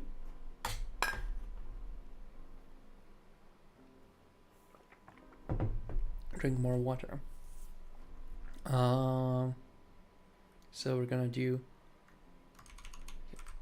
for instance, let's handle file close. This is exactly the same. We're just going to do borrow mut. And it's like it panics if, which is okay because we're not holding this borrow.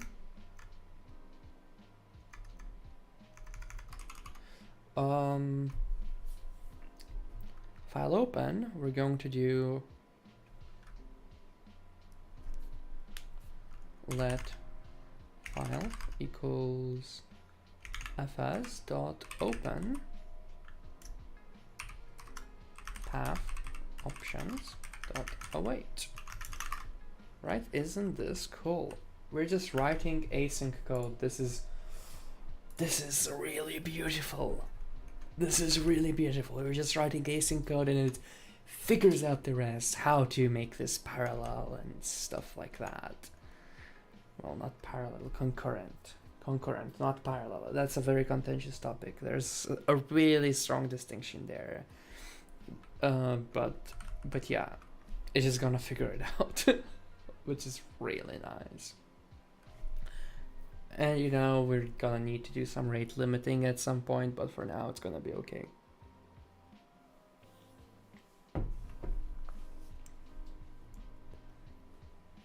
So file open.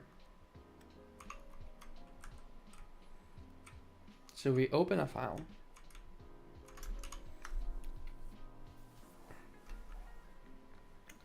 And we're gonna have a result to handle basically. So these handles, by the way, they're gonna be seekable.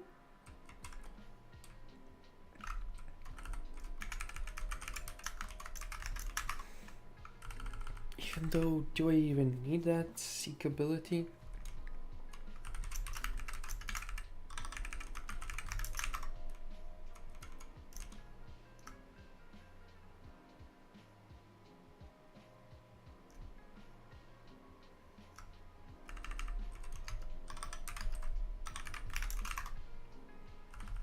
I think, yeah.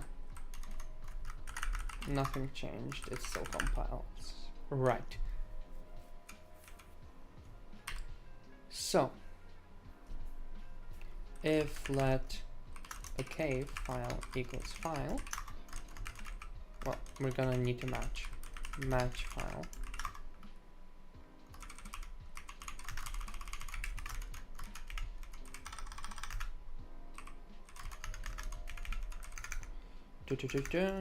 Okay, file error.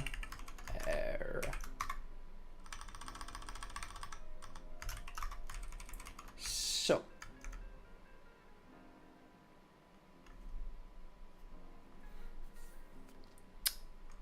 we're just gonna do let file handle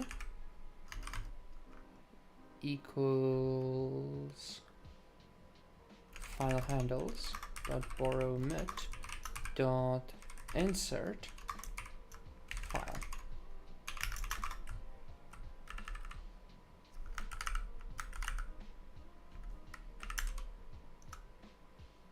Seekable file wrapper U64.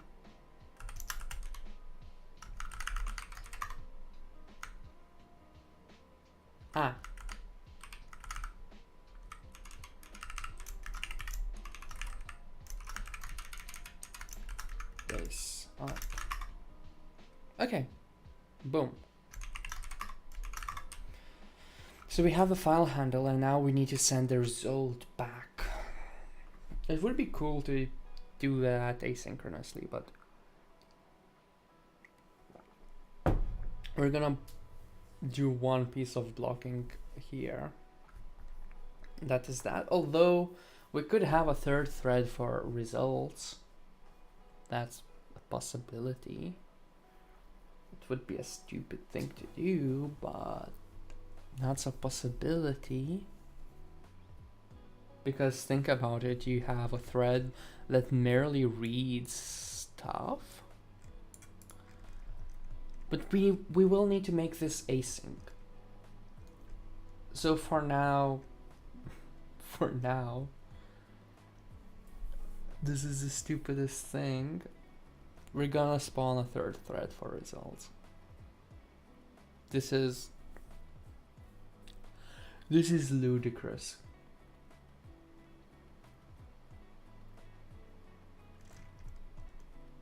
This is ridiculous. A thread for IO requests coming in, a thread for processing IO, and a thread for IO results to go back. While like using async sockets, async TCP stuff, you could just, you know, have one, well, you could have three async tasks, but it could just be one big feature. but let's just do this stupid idea.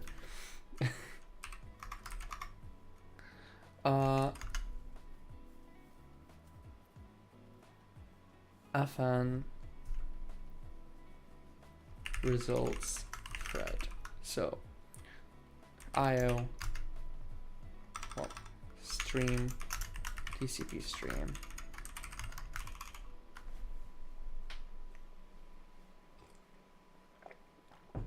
Yeah, because we don't want to stall the pipeline, I'm pretty sure.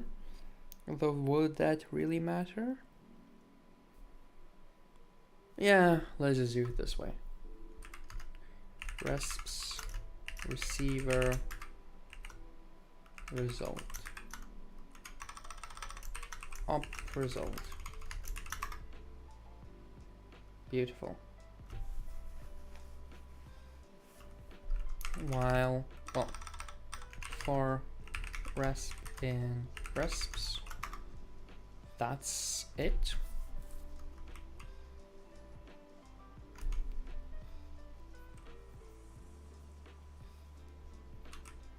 So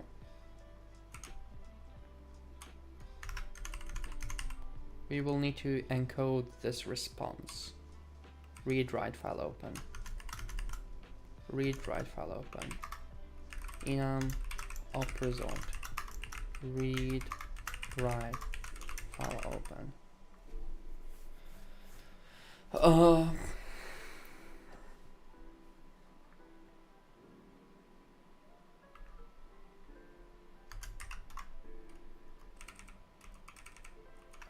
So read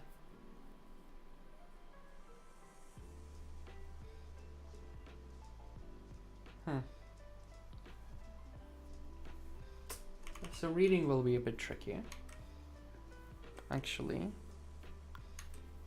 Yeah, no, I don't think this is a good idea. Let's just do block. Let's just block all these things. We send them out. We don't really care when it arrives. What does flush do in TCP stream? TCP stream flush.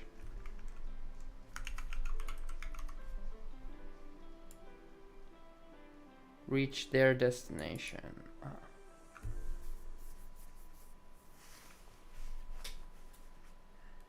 Set no delay.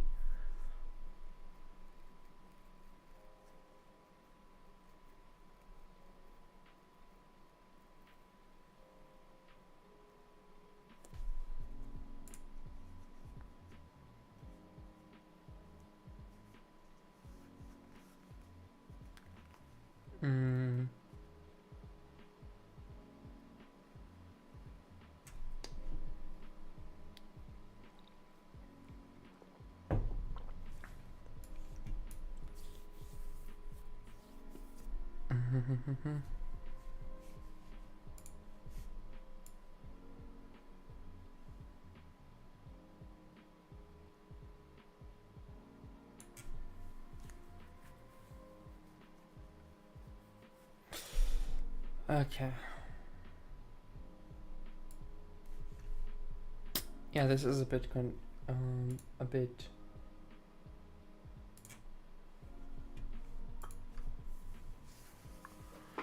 How do we do this best?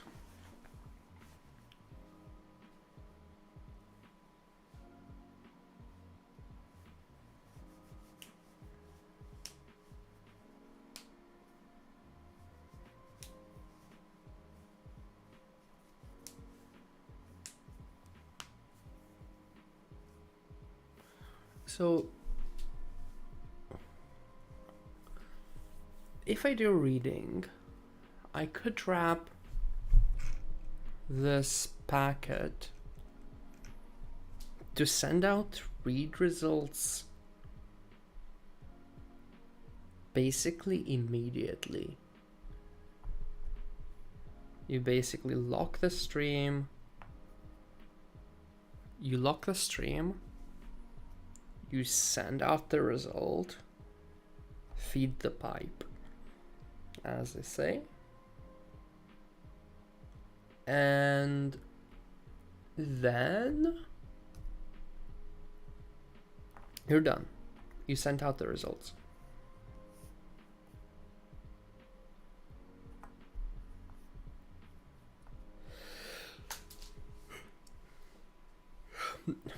That would require no allocations on my end. That would be cool. That would be really cool. I basically request a buffer.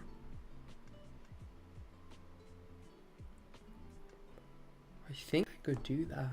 It would be really cool. I can't do it async, but we'll figure it out. So reads are covered. We don't need a separate thread. We just need stream locking, I guess. Yeah, because packets can be sent. Packets can be sent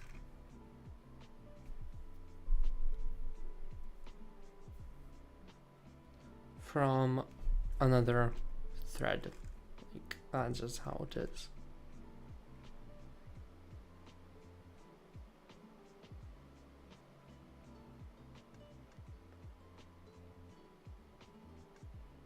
So when you're receiving packets back,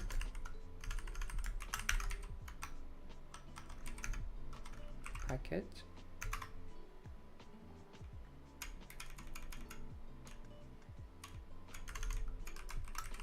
output,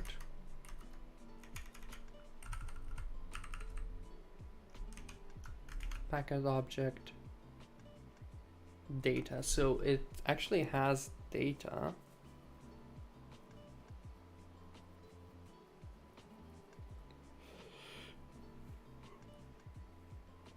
But we're not gonna have it allocated in any shape or form.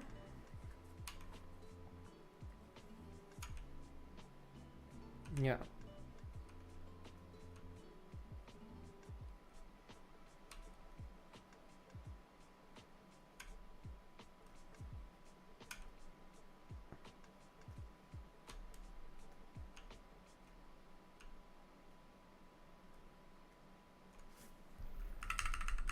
Read packet object.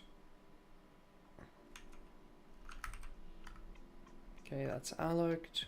Data type. This is kind of stupid, but okay. I'm thinking.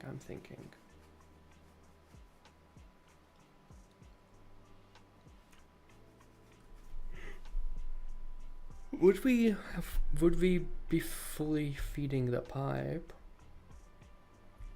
if we're blocking our sends?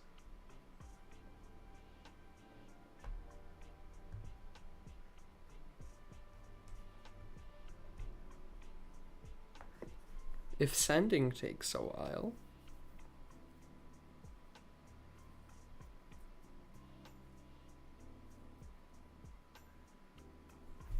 though it should be okay, I guess.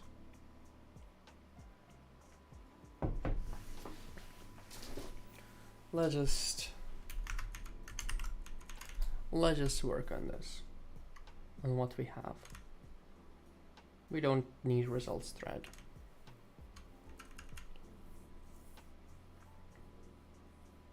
File open, widget file open.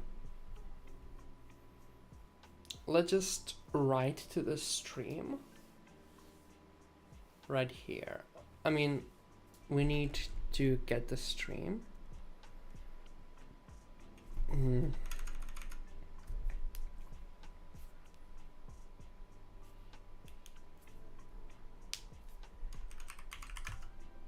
Let stream equals arc base arc new text new self.stream.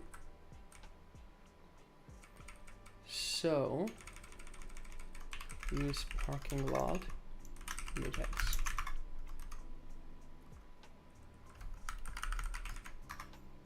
Yep, that's good enough. So, what are we gonna do?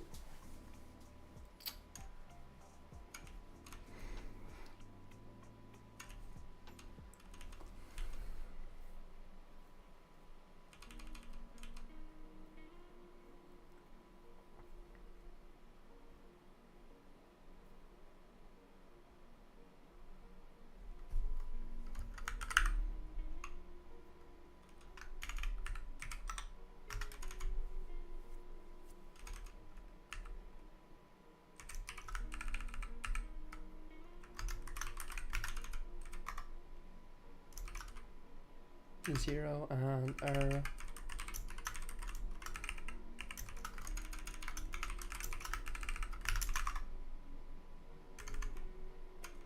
Use cglue.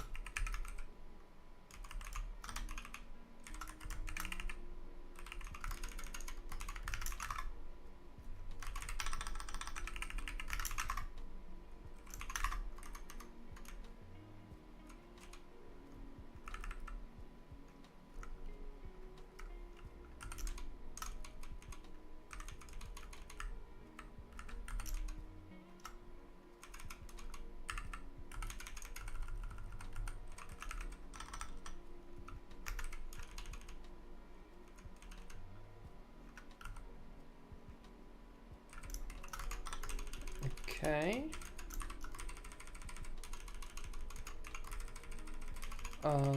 Let res equals this file.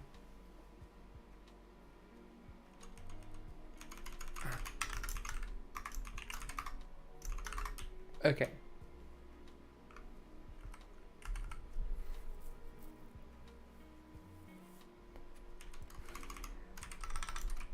File handle.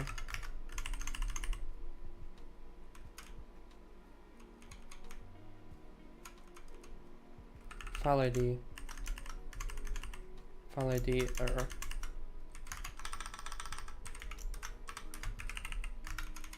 So we're gonna do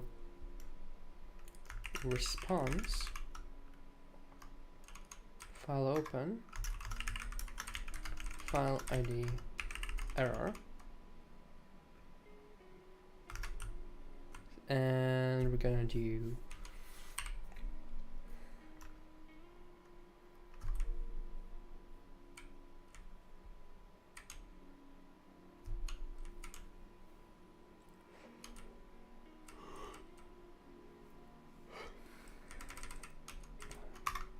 stream.lock.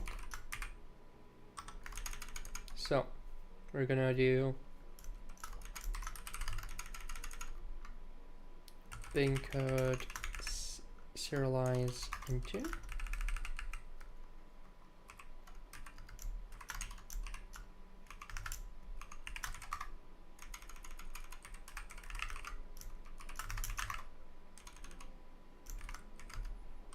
and we're gonna do assert file ID u32 max as resource file ID has u32. Okay, isn't that cool? So we serialize into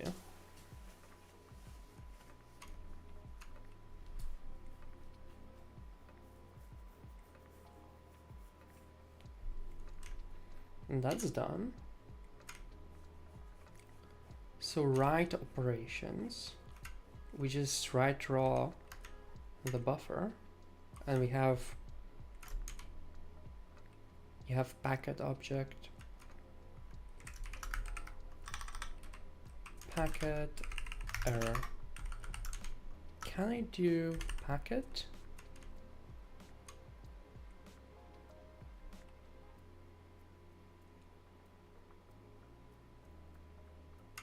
Okay, so we have start and end. Great.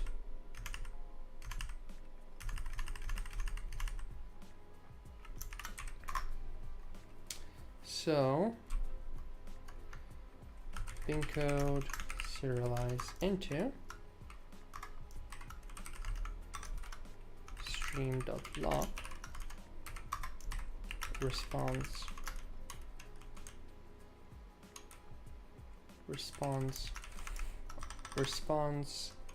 write packet ID, file ID, and we're going to do position packet.start length packet.length.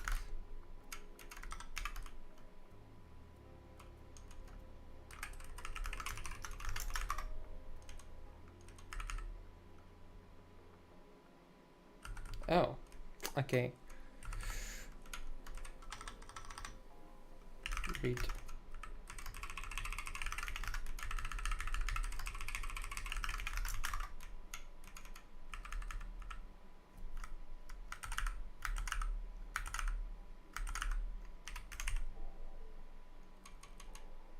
Index.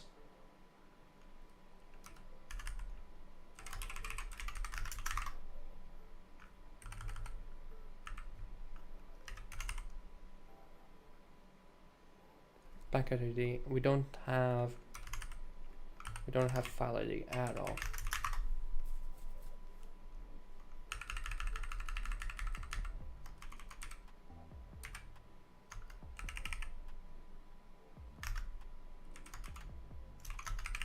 Error.map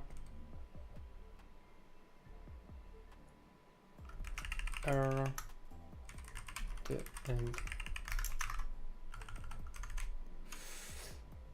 Use mfio error.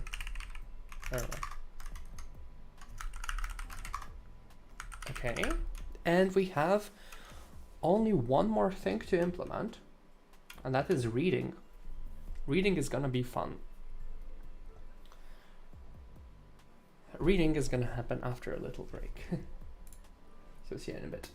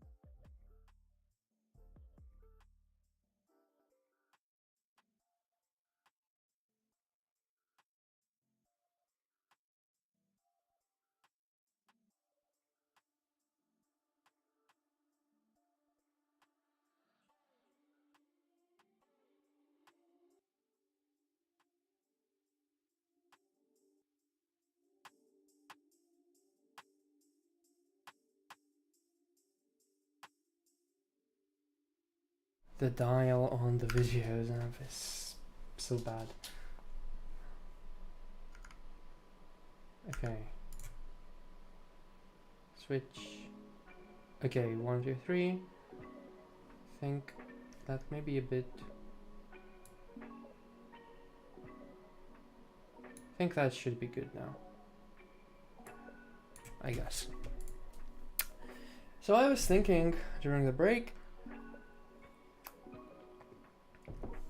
maybe the server side should just be imposing a requirement on Tokyo. Just plain. You need Tokyo. That probably would be a good idea, because right now I'm trying to do runtimeless, but network, really? You could make a case, okay, well, maybe just use a generic stream and sync. That would be a good idea. So there will be some thinking behind the scenes tomorrow, etc. What's best thing to do? And there will be some coding behind the scenes. But right now we need to finish one final bit, and that is reading. So there's one problem with having an async system, async streams, is that what I'm about to do is not gonna work in async environment, because I'm going to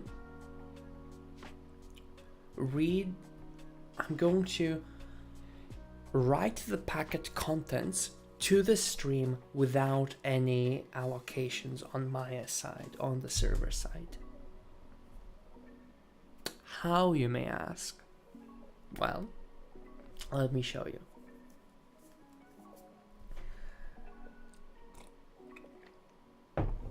So everything in mfio is governed by this packet object, which is governed by this packet, which is constructed using these from implementations. So this is from implementation for a read-write packet. This is packet implementation for write packet, which is basically for both of these any bytes. So we're gonna copy and paste this because we don't care about that any bytes stuff.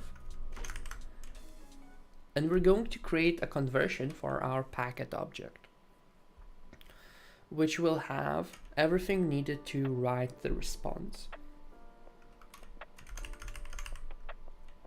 And it's going to be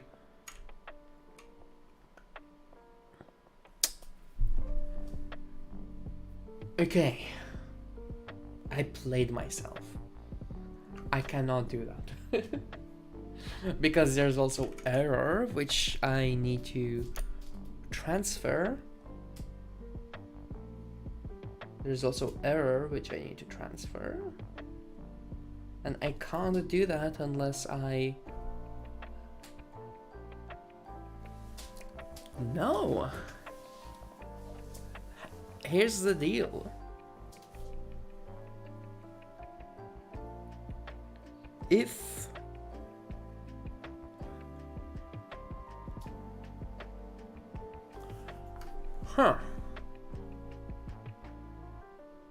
here's the deal. If the packet was already transferred, if you write data, it's a success. That's the metric. So no, I don't need to I can just write 0 here, because error is going to be 0. And if it's not, well, I'm sorry. This is going to be protocol enforced zeroness. This is so beautiful. So we need packet ID, we need index, and we need length. Packet ID, index, length.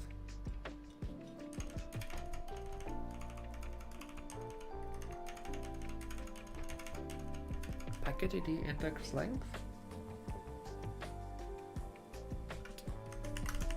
So this is, so transfer data.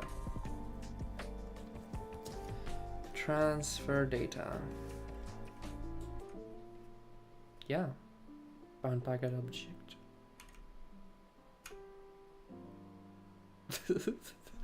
Okay, so what we need, index, that we get that from the packet. Length, we get that from the packet. We need packet ID, that's all we need. So we're going to do struct read packet ID U32. We have this from read packet for packet of write permissions from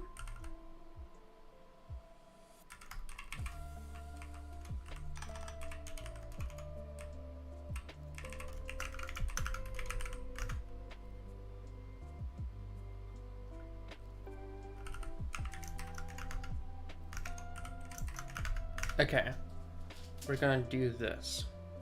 We're taking a reference to this. Cool. We don't care about mutation, it's fine. We don't have, well, we have this function, but we just return false. And so this is basically not having the function. I will change it so that you don't need to even call it. Like you would have, nope, I not supported it at all. So get mut. Now you have transfer data.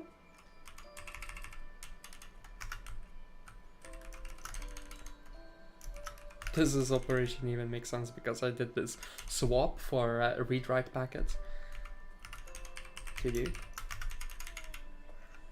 Turn self packet. Okay, this needs to be made because this is like enforced here as mutable, even though it doesn't make too much sense. Although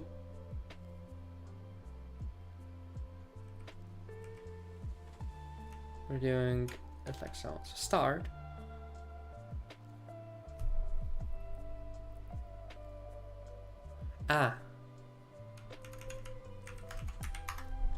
Length. Usize. So we need length here. Packet.length.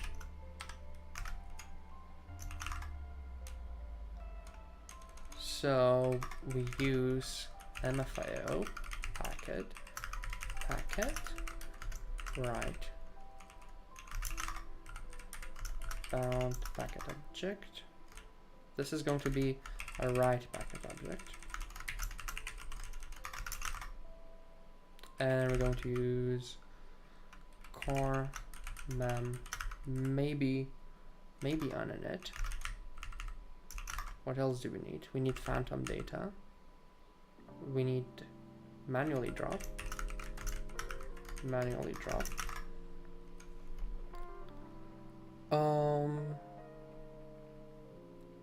What else? Packet object. vtable is a write vtable.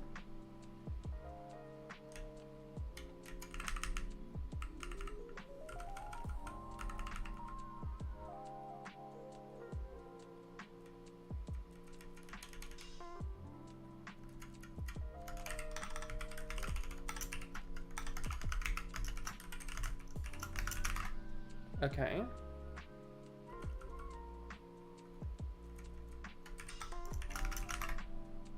Okay. And we need core marker phantom data. This is one thing I'm missing. Types differ in mutability.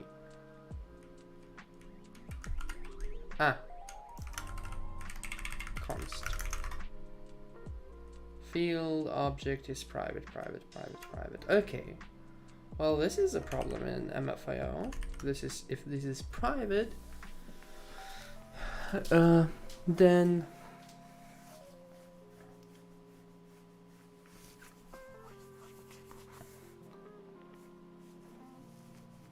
packet.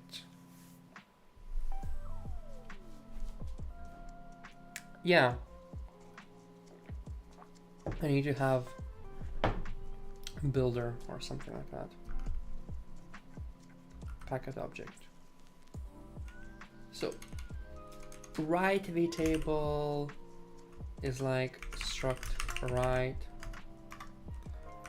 This is honestly fine, because like if you get access to the vtable, like come on.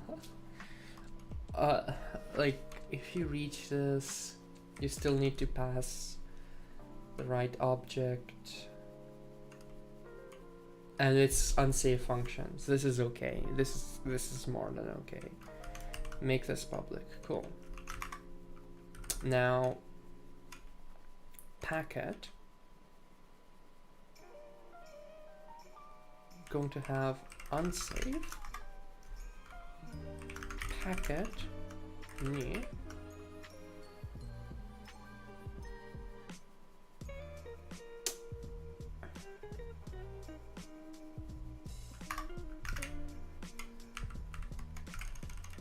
we're going to put vtable here.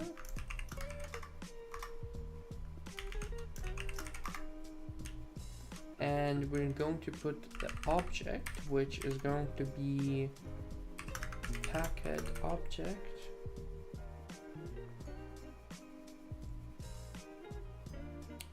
Packet object could also be public, because if you have a bound packet object, let's see.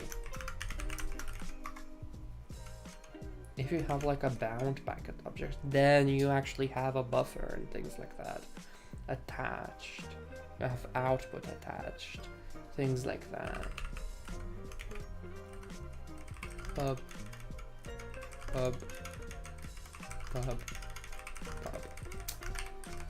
To do.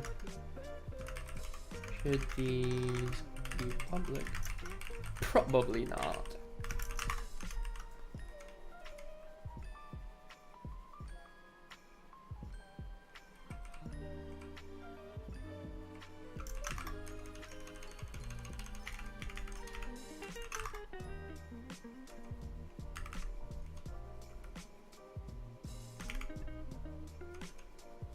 So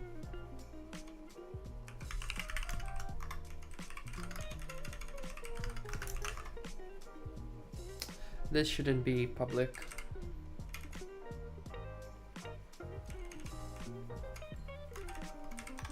This shouldn't be public.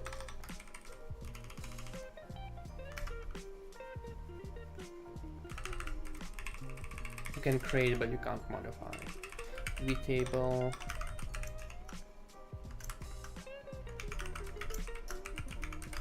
object this self. I'm going to do self vtable object self new, and this is unsafe. Yeah.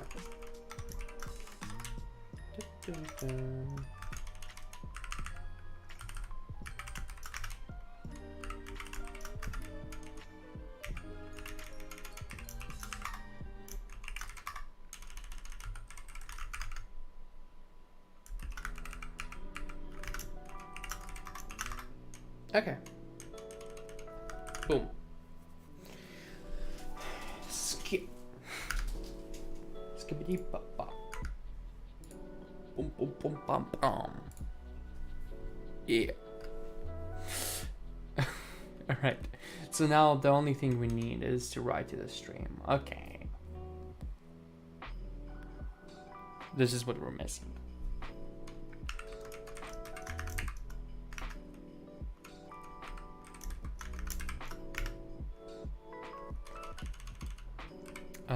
Stream.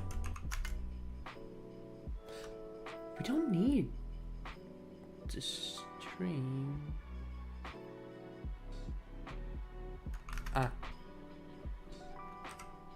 No. Stream is going to be a base arc mutex. Base arc mutex of TCP stream. And we're going to do a simple thing. What we did on the client. Slice from raw parts.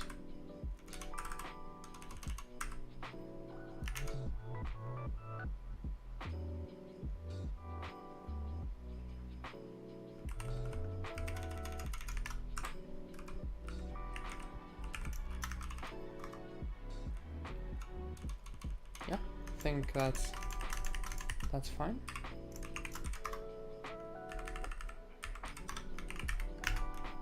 Safety.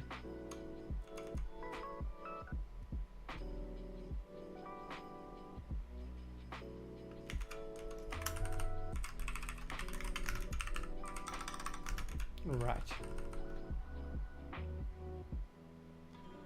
Bound packet object right.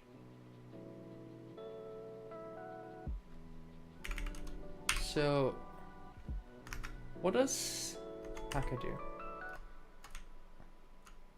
Out buffer the data. Object buffer data.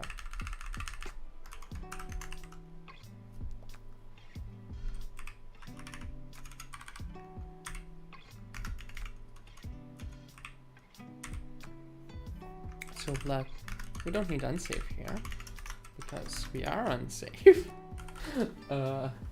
So let this equals as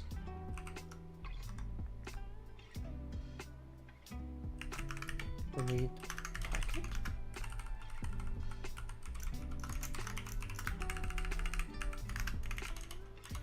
Okay, and we're gonna do this stream dot lock dot write all, but well, not only that, we're going to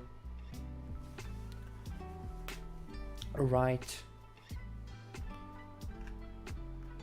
well, let mod string equals this dot stream dot lock.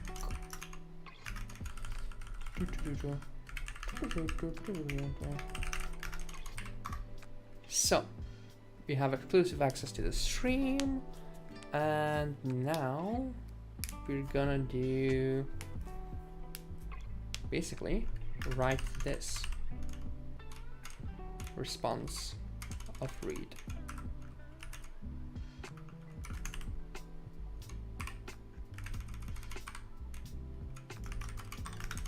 So we're going to have packet ID, this dot packet ID index is going to be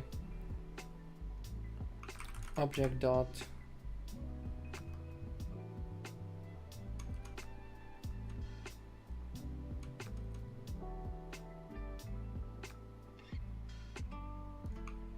buffer dot start question mark length equals, well, let len equals object dot length, and error equals none. So we're going to do bin code serialize into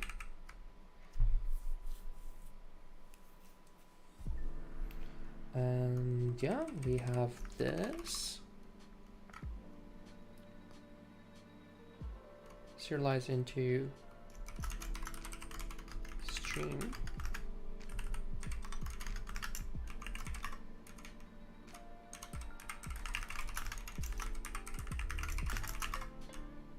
Okay. Okay, it's another thing.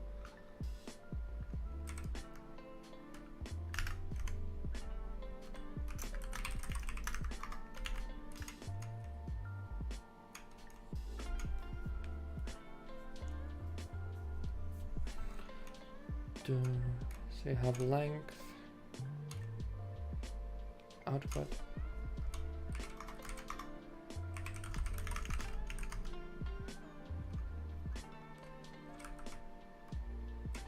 buffer,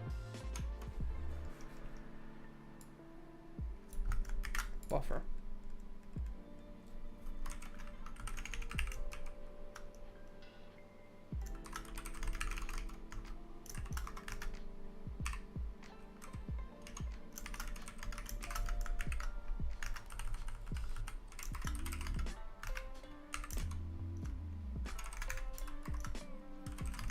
Self.buffer.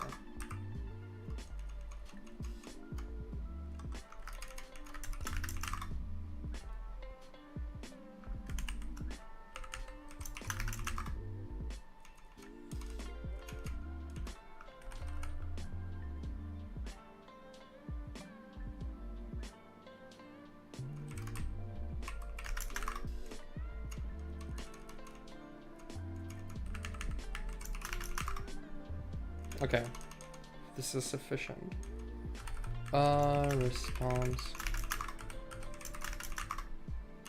So the only thing is, yeah. Okay. Huh, we compiled, which means, Jesus, it's 2 a.m. I have work tomorrow. But we compiled. This is going to have issues, glaring issues, if I may.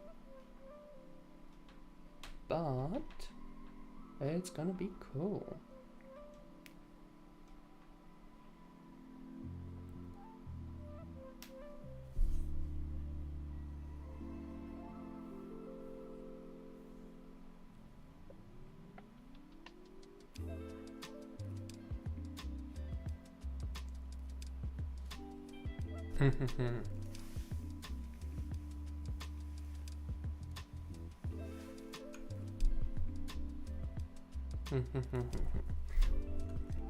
I'm now thinking of the issues we're gonna have. IO thread and runner never used. Well, you're wrong. So, pub and serve.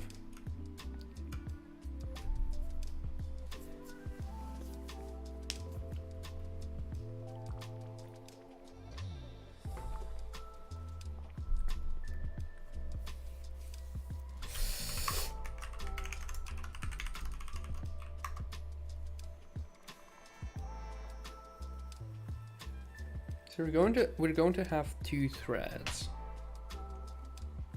I think.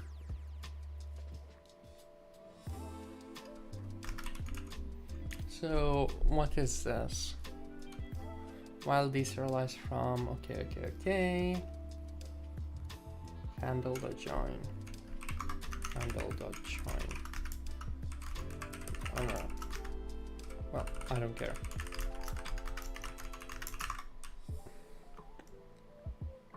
Handle.join.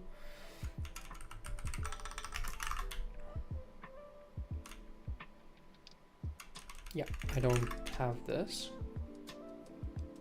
So I'm processing everything. So, okay, I'm missing this. Let packet equals read packet file ID packet ID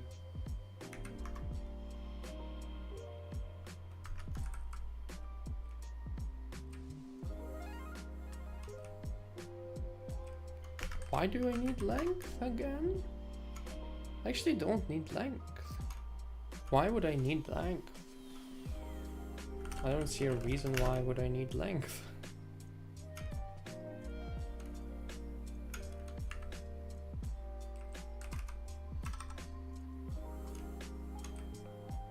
Ah, I need length for this. Length, len, and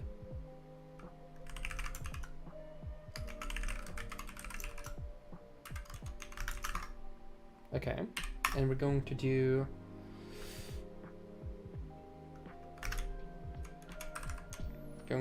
this.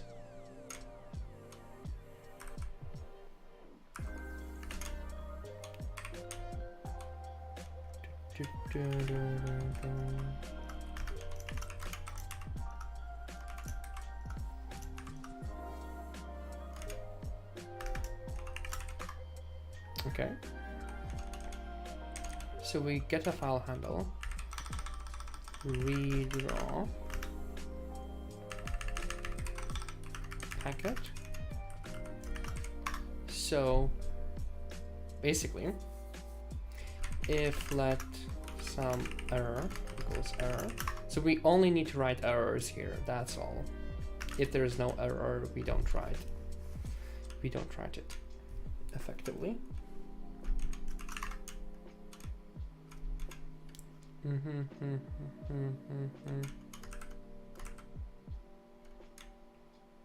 So we're just gonna do this.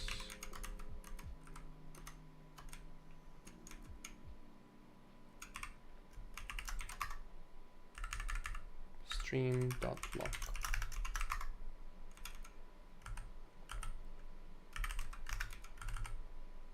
Index.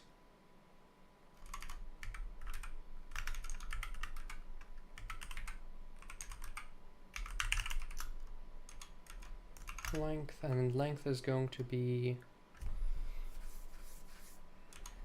so this is going to be some error dot into int error, and length is going to be, oh no, dot math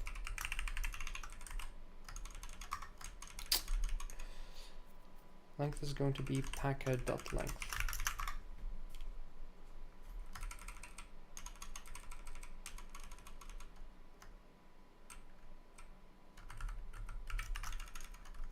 Okay,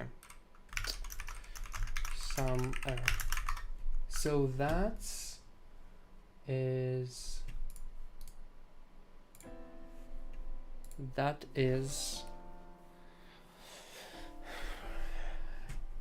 the error handling part.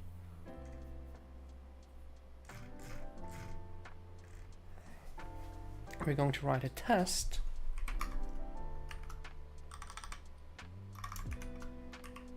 CFG test mod tests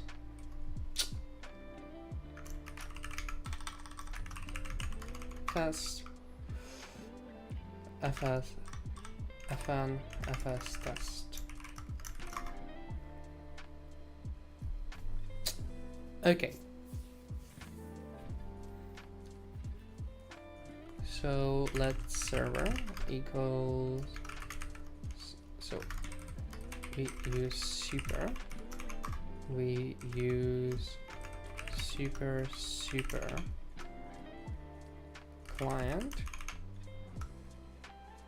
network fs, use socket address,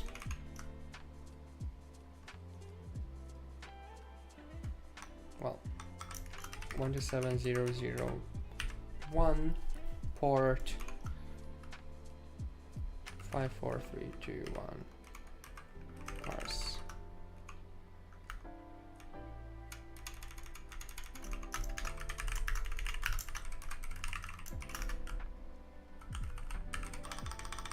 Address, and let server equals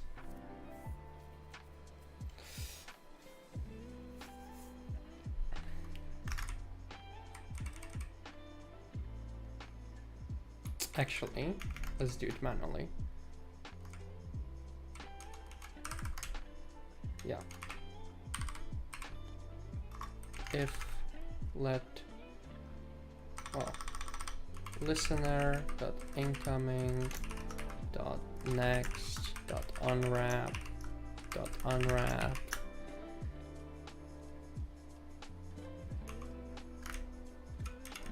let stream equals that, let state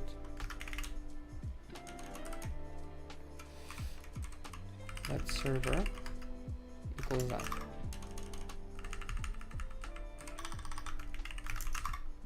Okay, so we've got the server, and now we need, well, yeah, okay.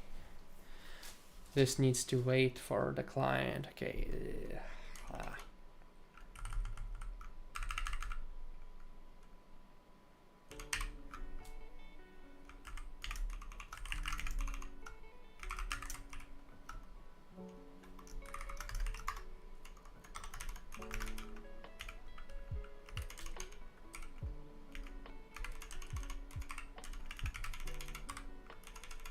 Okay, we're just gonna do it like so. Let server equals.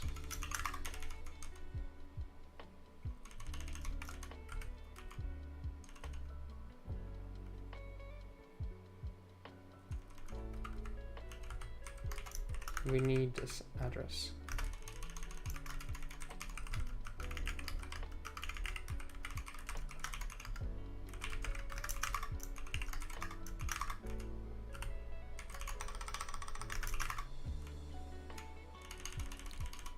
Is this copy?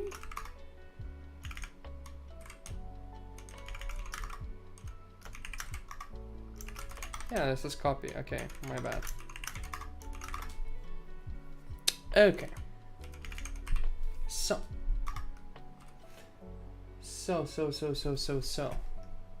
We're writing this test and it's going to work really well.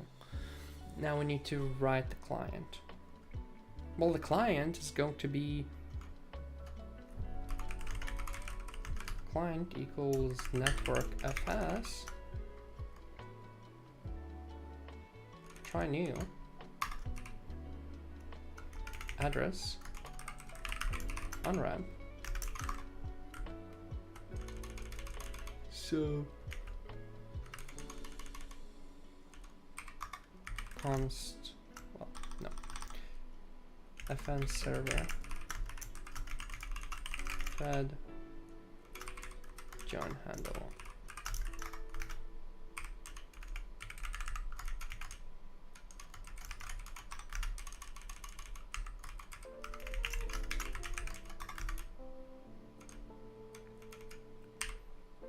Let server equals server. Client, we get the client. And client.run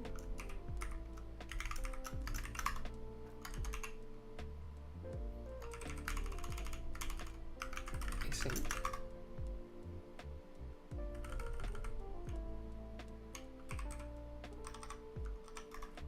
Use create fs.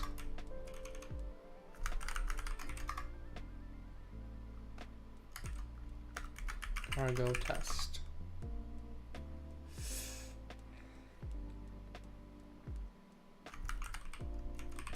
Is it mfio backend?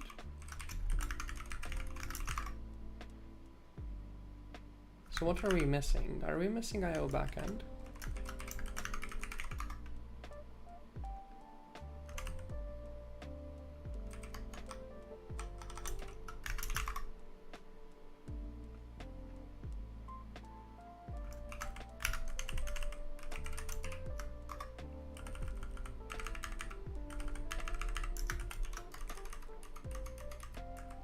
What are we missing?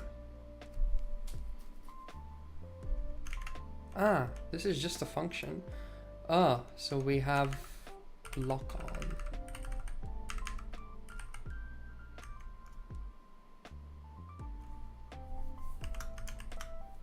Block on.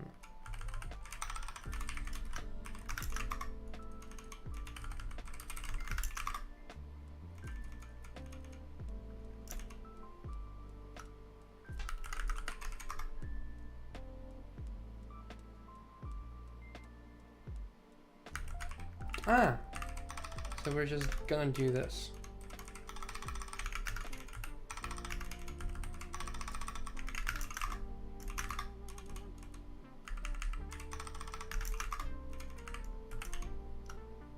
Okay, that's all we need, really.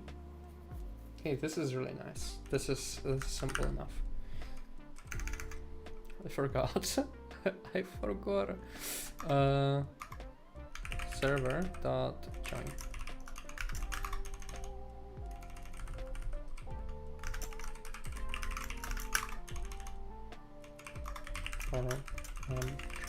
FS.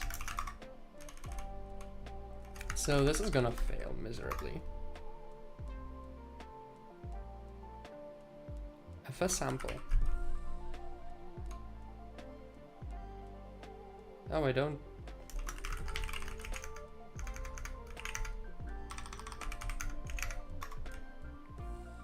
Do you even care about this? So file.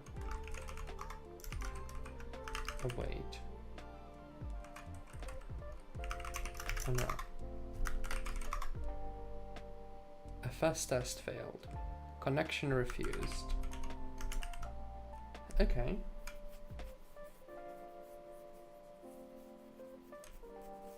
So we need to have sender. Sender. So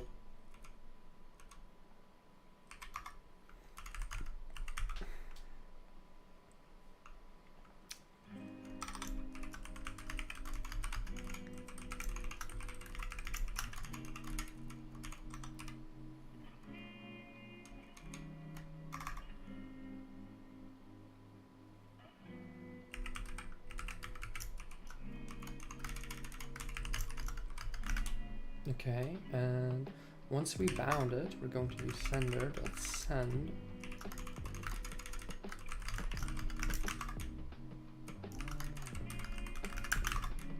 Okay. Ah, no. We're gonna put this here.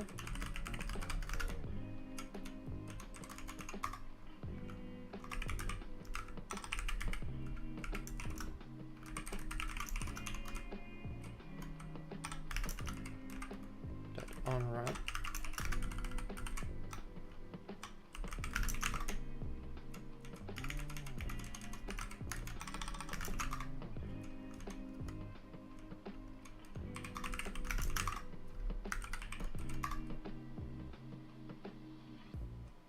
And we are having problems.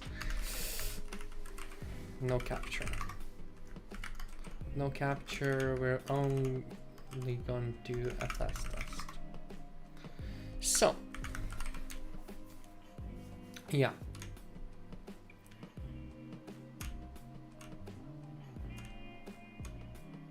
Or I guess we're gonna do nvlogger.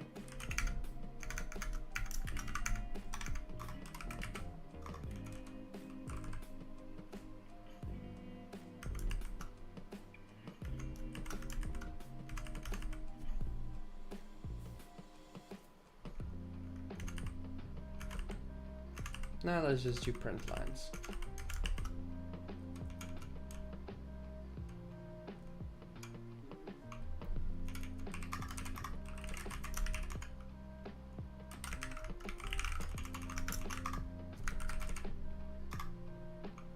Okay, so we received that.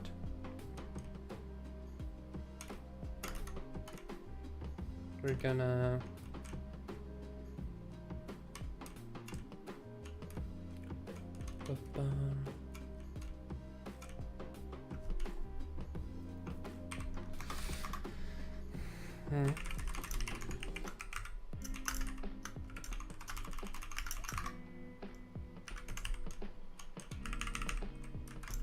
debug.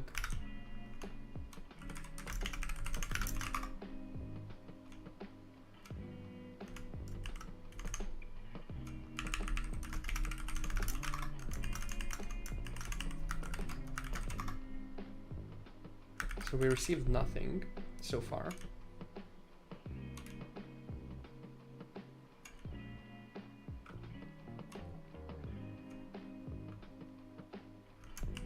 So we received nothing so far.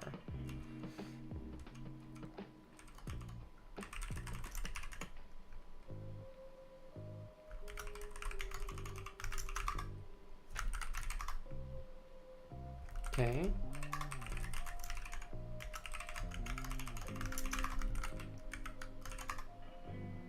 So we drop FS and we should in theory be joining. The server should be stopping at this point. Why doesn't it stop?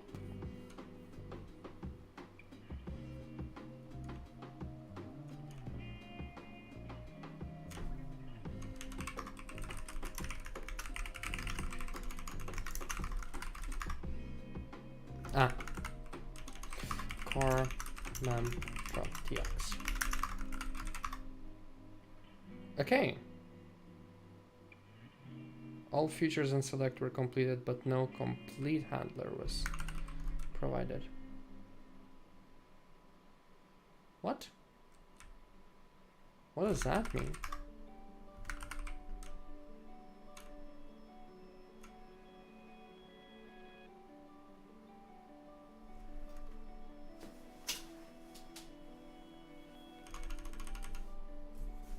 What does that mean? Huh. Features.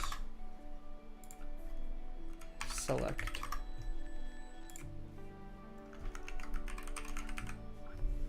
Also accepts a complete branch and a default branch. Complete will run if all features and streams have already been exhausted. Default will run if no features or streams are immediately ready. Complete takes priority over default. Case where all features have completed.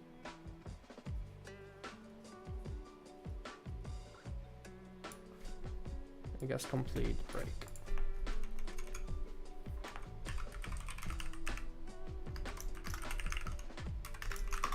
I guess this rest of the async doesn't work too well. Okay, so we got that. Okay, let's do some file opening. Let file handle equals fs.open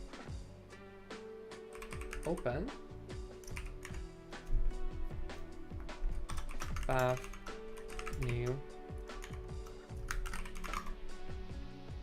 What are we gonna open? Let's say cargo.toml and options.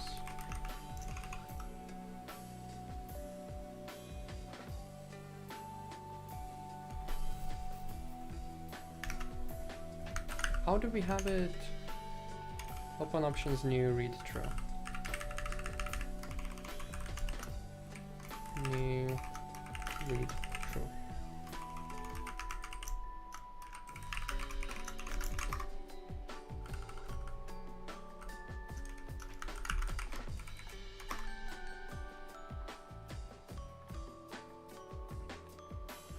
Ah, we had this messed up. I use a cd path.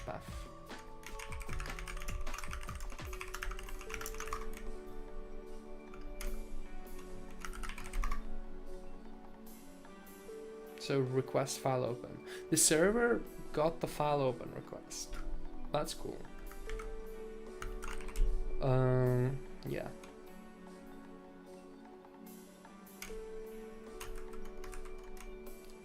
Request file open.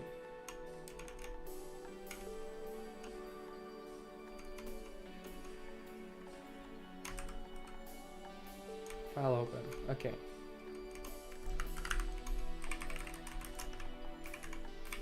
Open file.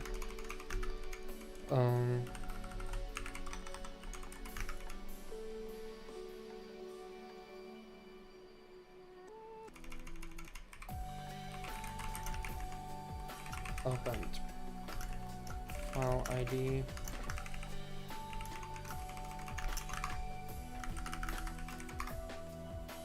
So we opened, that's cool. That's really, really cool. And I imagine we wrote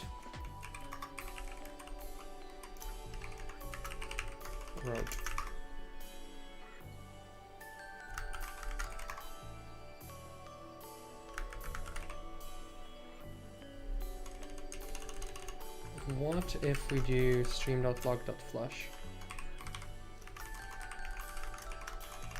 Just nope, that doesn't help at all.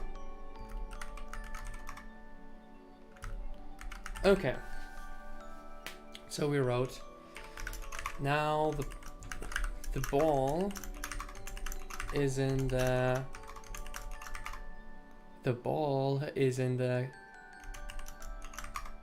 client's court. src +net client.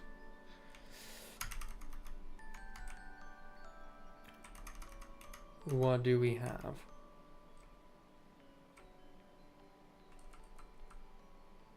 I guess the problem is this.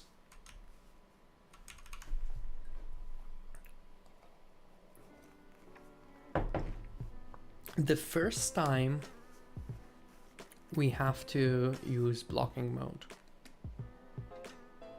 basically.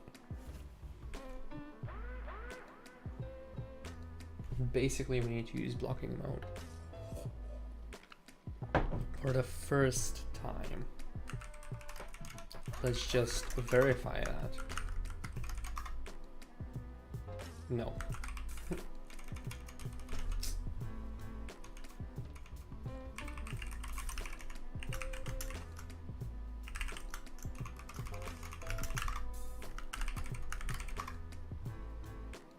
Nope, it's not actually doing anything.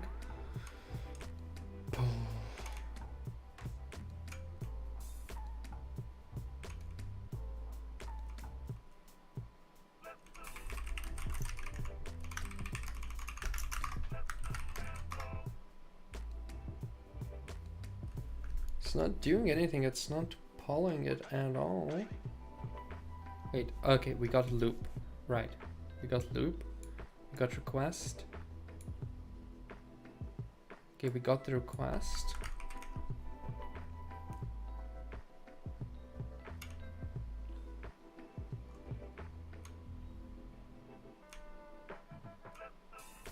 Now let me switch sides so it's easier for you to see.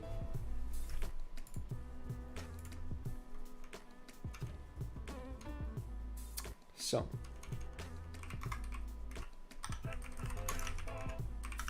strikes. Yes, I'm using a parent debugger because that's the best, isn't it?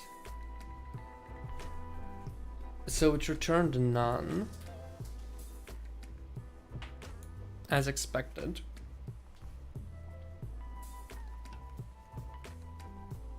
As expected.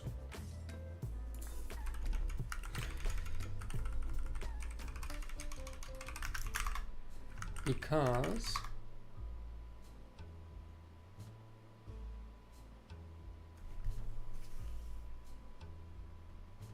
ooh, wrote.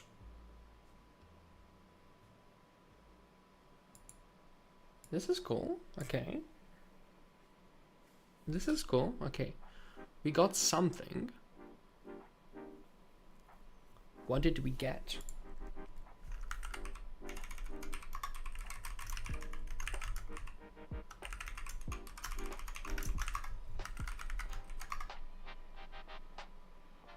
So we got the file open, done. No error, so we got that sorted. If we don't block, you know.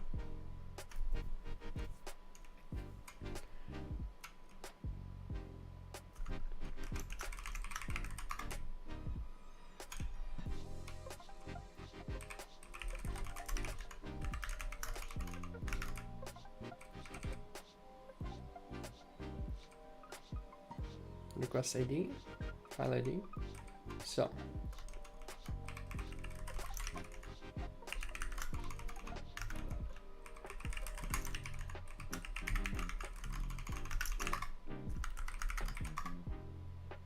processing, and we awoke the waker, but because yeah,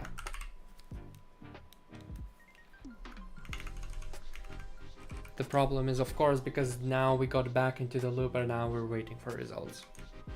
So this is what we need to do. We need, first of all, we don't need to go to this loop if we don't have anything to process.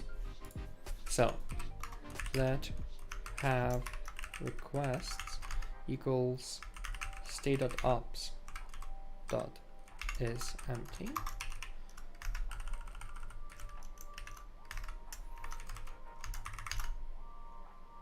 or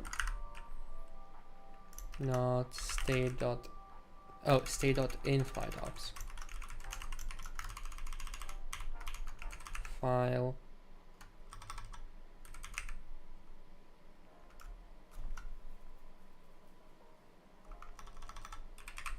openrex that is empty.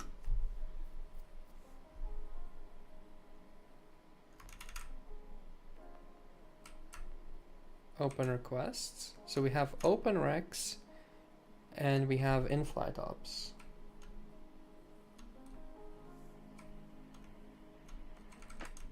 Yeah. So if have requests, this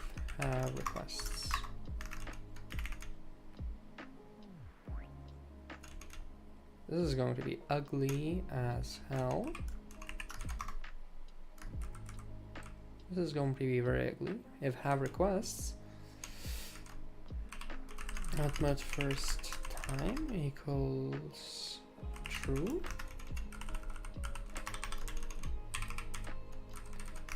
If first time, this is where async helps a lot.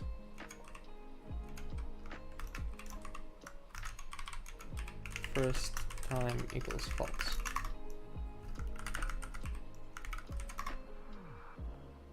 Hi. No. We need the opposite. Done. Okay, we got a file open. We got a file opened. This is really cool. This is really cool. Okay. Okay. Okay.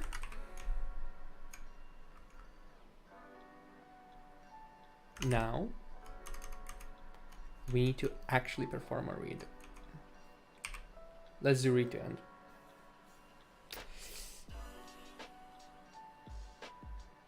fh.read to end 0 without dot await dot unwrap. Let mut out equals that, and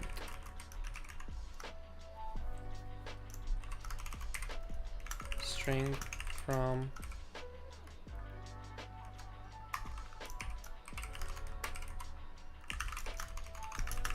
let's see.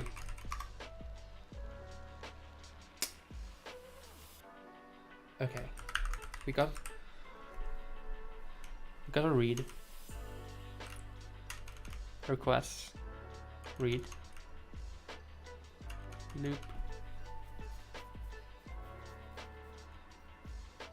get read.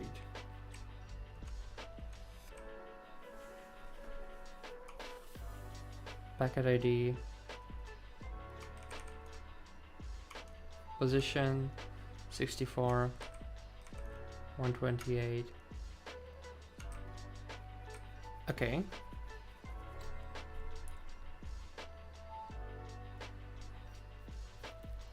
client 306.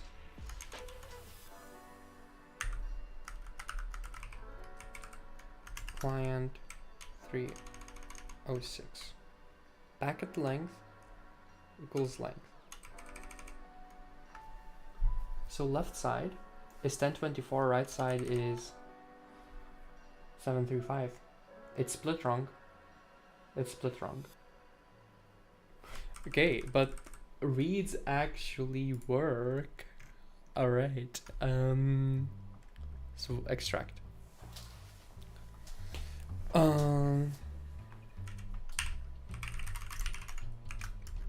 Extract.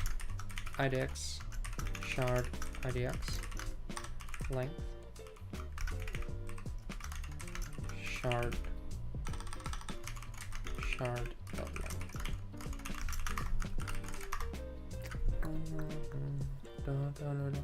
So 0 0 length. We've got 735. Did we get 734 last time? Yeah, we got 735, but right side is 734. So if index, no, this branches. If shard dot length,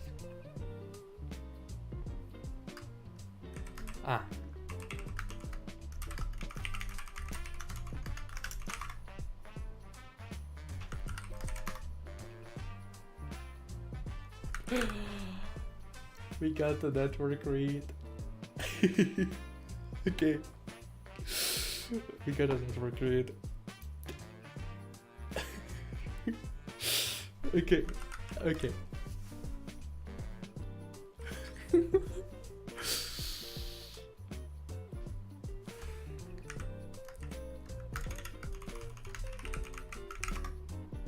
Let's see. I mean, this is going to be very slow. This is super inefficient code,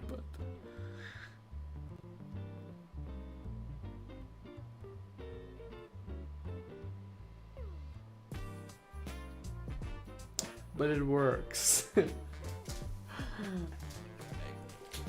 Hey, it works. And that's the neat part.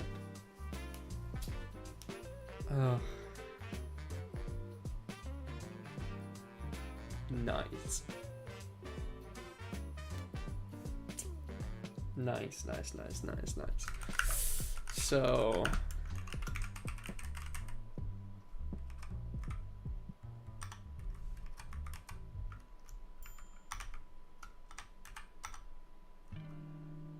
how do I?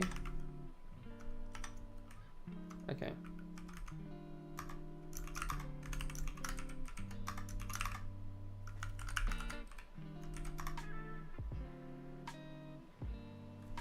It's not fast. It's not fast at all. But it works. So here's that. So let's do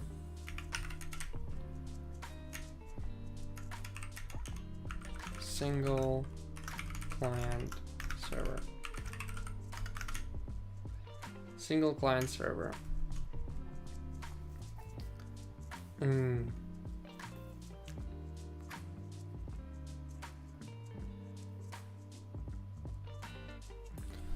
Single client server, and we're going to have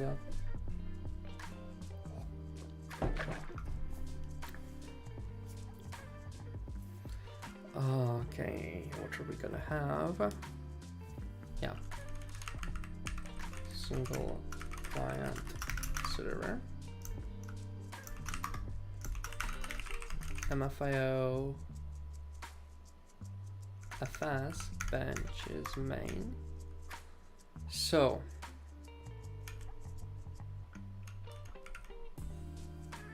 we're going to have this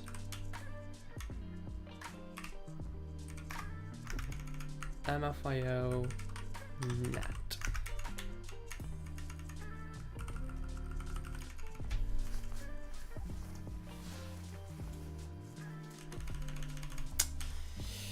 So we're going to create a server. mfiofs impulse net server.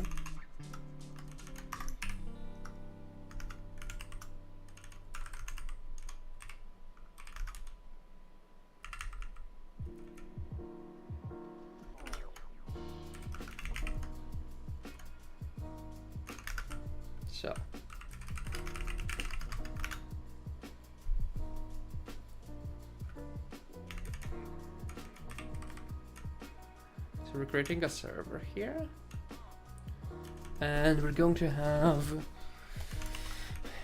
file system,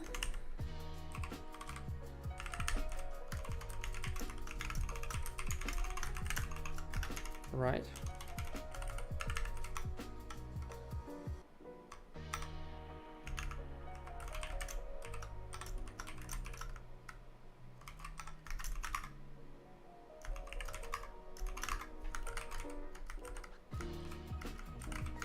Cargo bench. Let's see.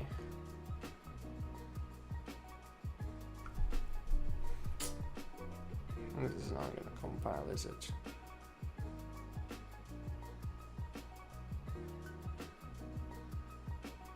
Yeah.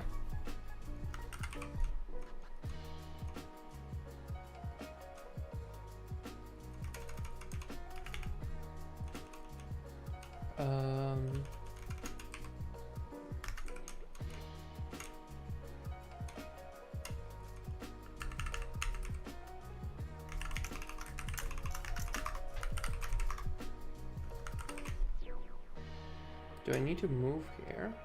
I don't think so. Yeah. 20k iterations. This is so bad. This is really bad. 200 kilobytes per second. 200 kilobytes per second. This is hilariously bad. 400.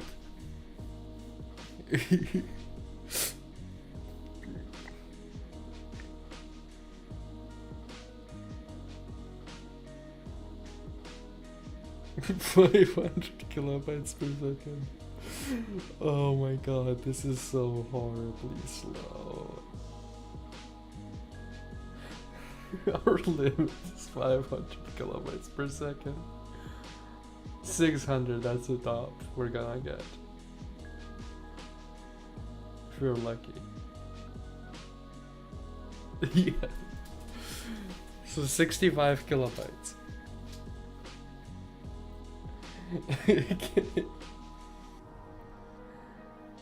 Whoa. We got 1.5 megabytes per second for comparison. Look at this for comparison. So, yeah. This is hilariously bad. But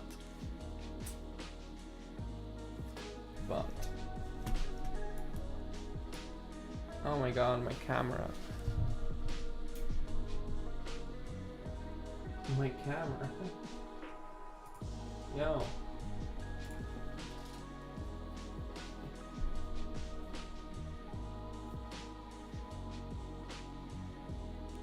One second.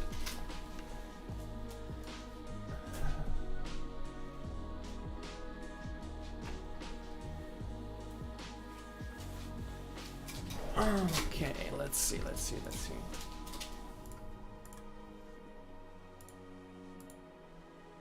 Whatever the hell is this? Ah, okay, here we go. We're back. So yeah, just for comparison, this is 4 gigabytes. We got 1.5 megabytes. So there is a lot of room of optimization. I will wait for the charts, but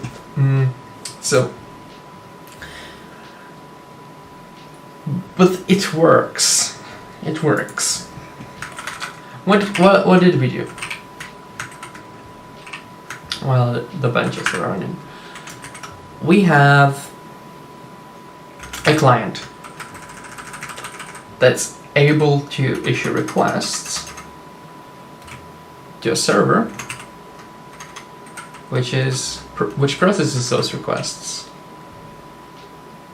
And that's the high level thing. The coolest thing is probably this thing where we're transferring data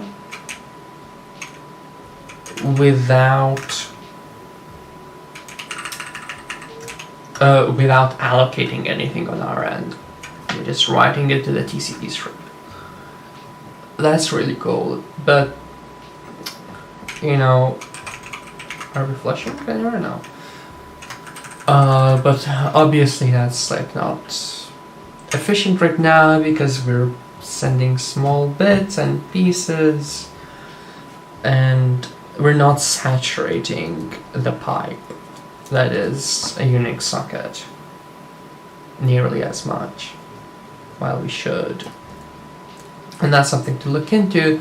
The possible improvements are the server should probably be rewritten in something like Tokyo or async.io, something that is actually async, because right now we have one piece that's async, and that's this, and it's concurrent, really concurrent. The requests come in and it processes them concurrently without any problems, and it's beautiful. It's really beautiful. That's the power of async, is that you can have these requests come in and you push it on this futures thingy. But the other bit we have is this loop-de-loop, which is running on another thread. So you have two threads interacting, and thread synchronization is messy. And you also have these blocking reads and writes and things like that. Oh, I think that might be a bit of a problem. You'd want the reads and writes to be also asynchronous. So that, you know, you can actually do things while you're writing, because writing, it stalls the whole pipeline and it's not good. There's lots of latency involved. Same with client. I mean, client maybe less so, because client would still want. Client wouldn't benefit too much right now in this benchmark cases, but you would want to make it async probably, and that's going to be not the easiest of things, because you may receive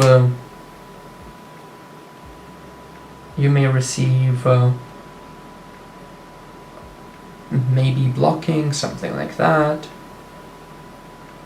and it would interrupt the flow.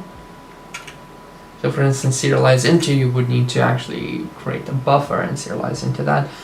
But although it shouldn't be too bad. It shouldn't be too bad, I think. Well, we'll need to see how it goes.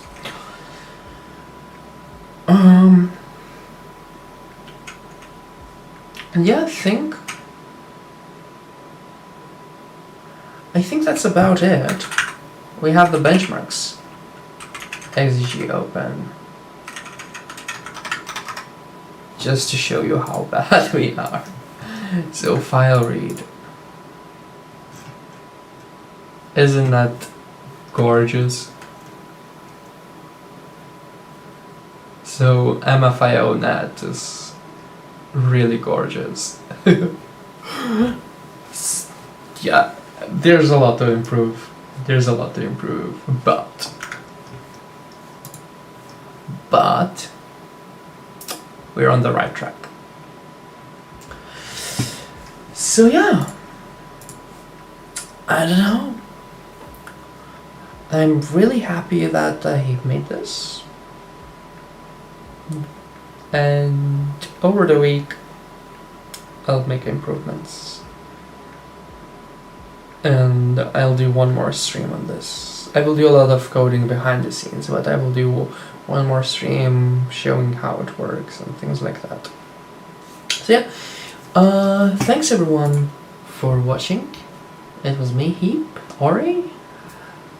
Don't forget to overflow the like button, and see you later. Bye.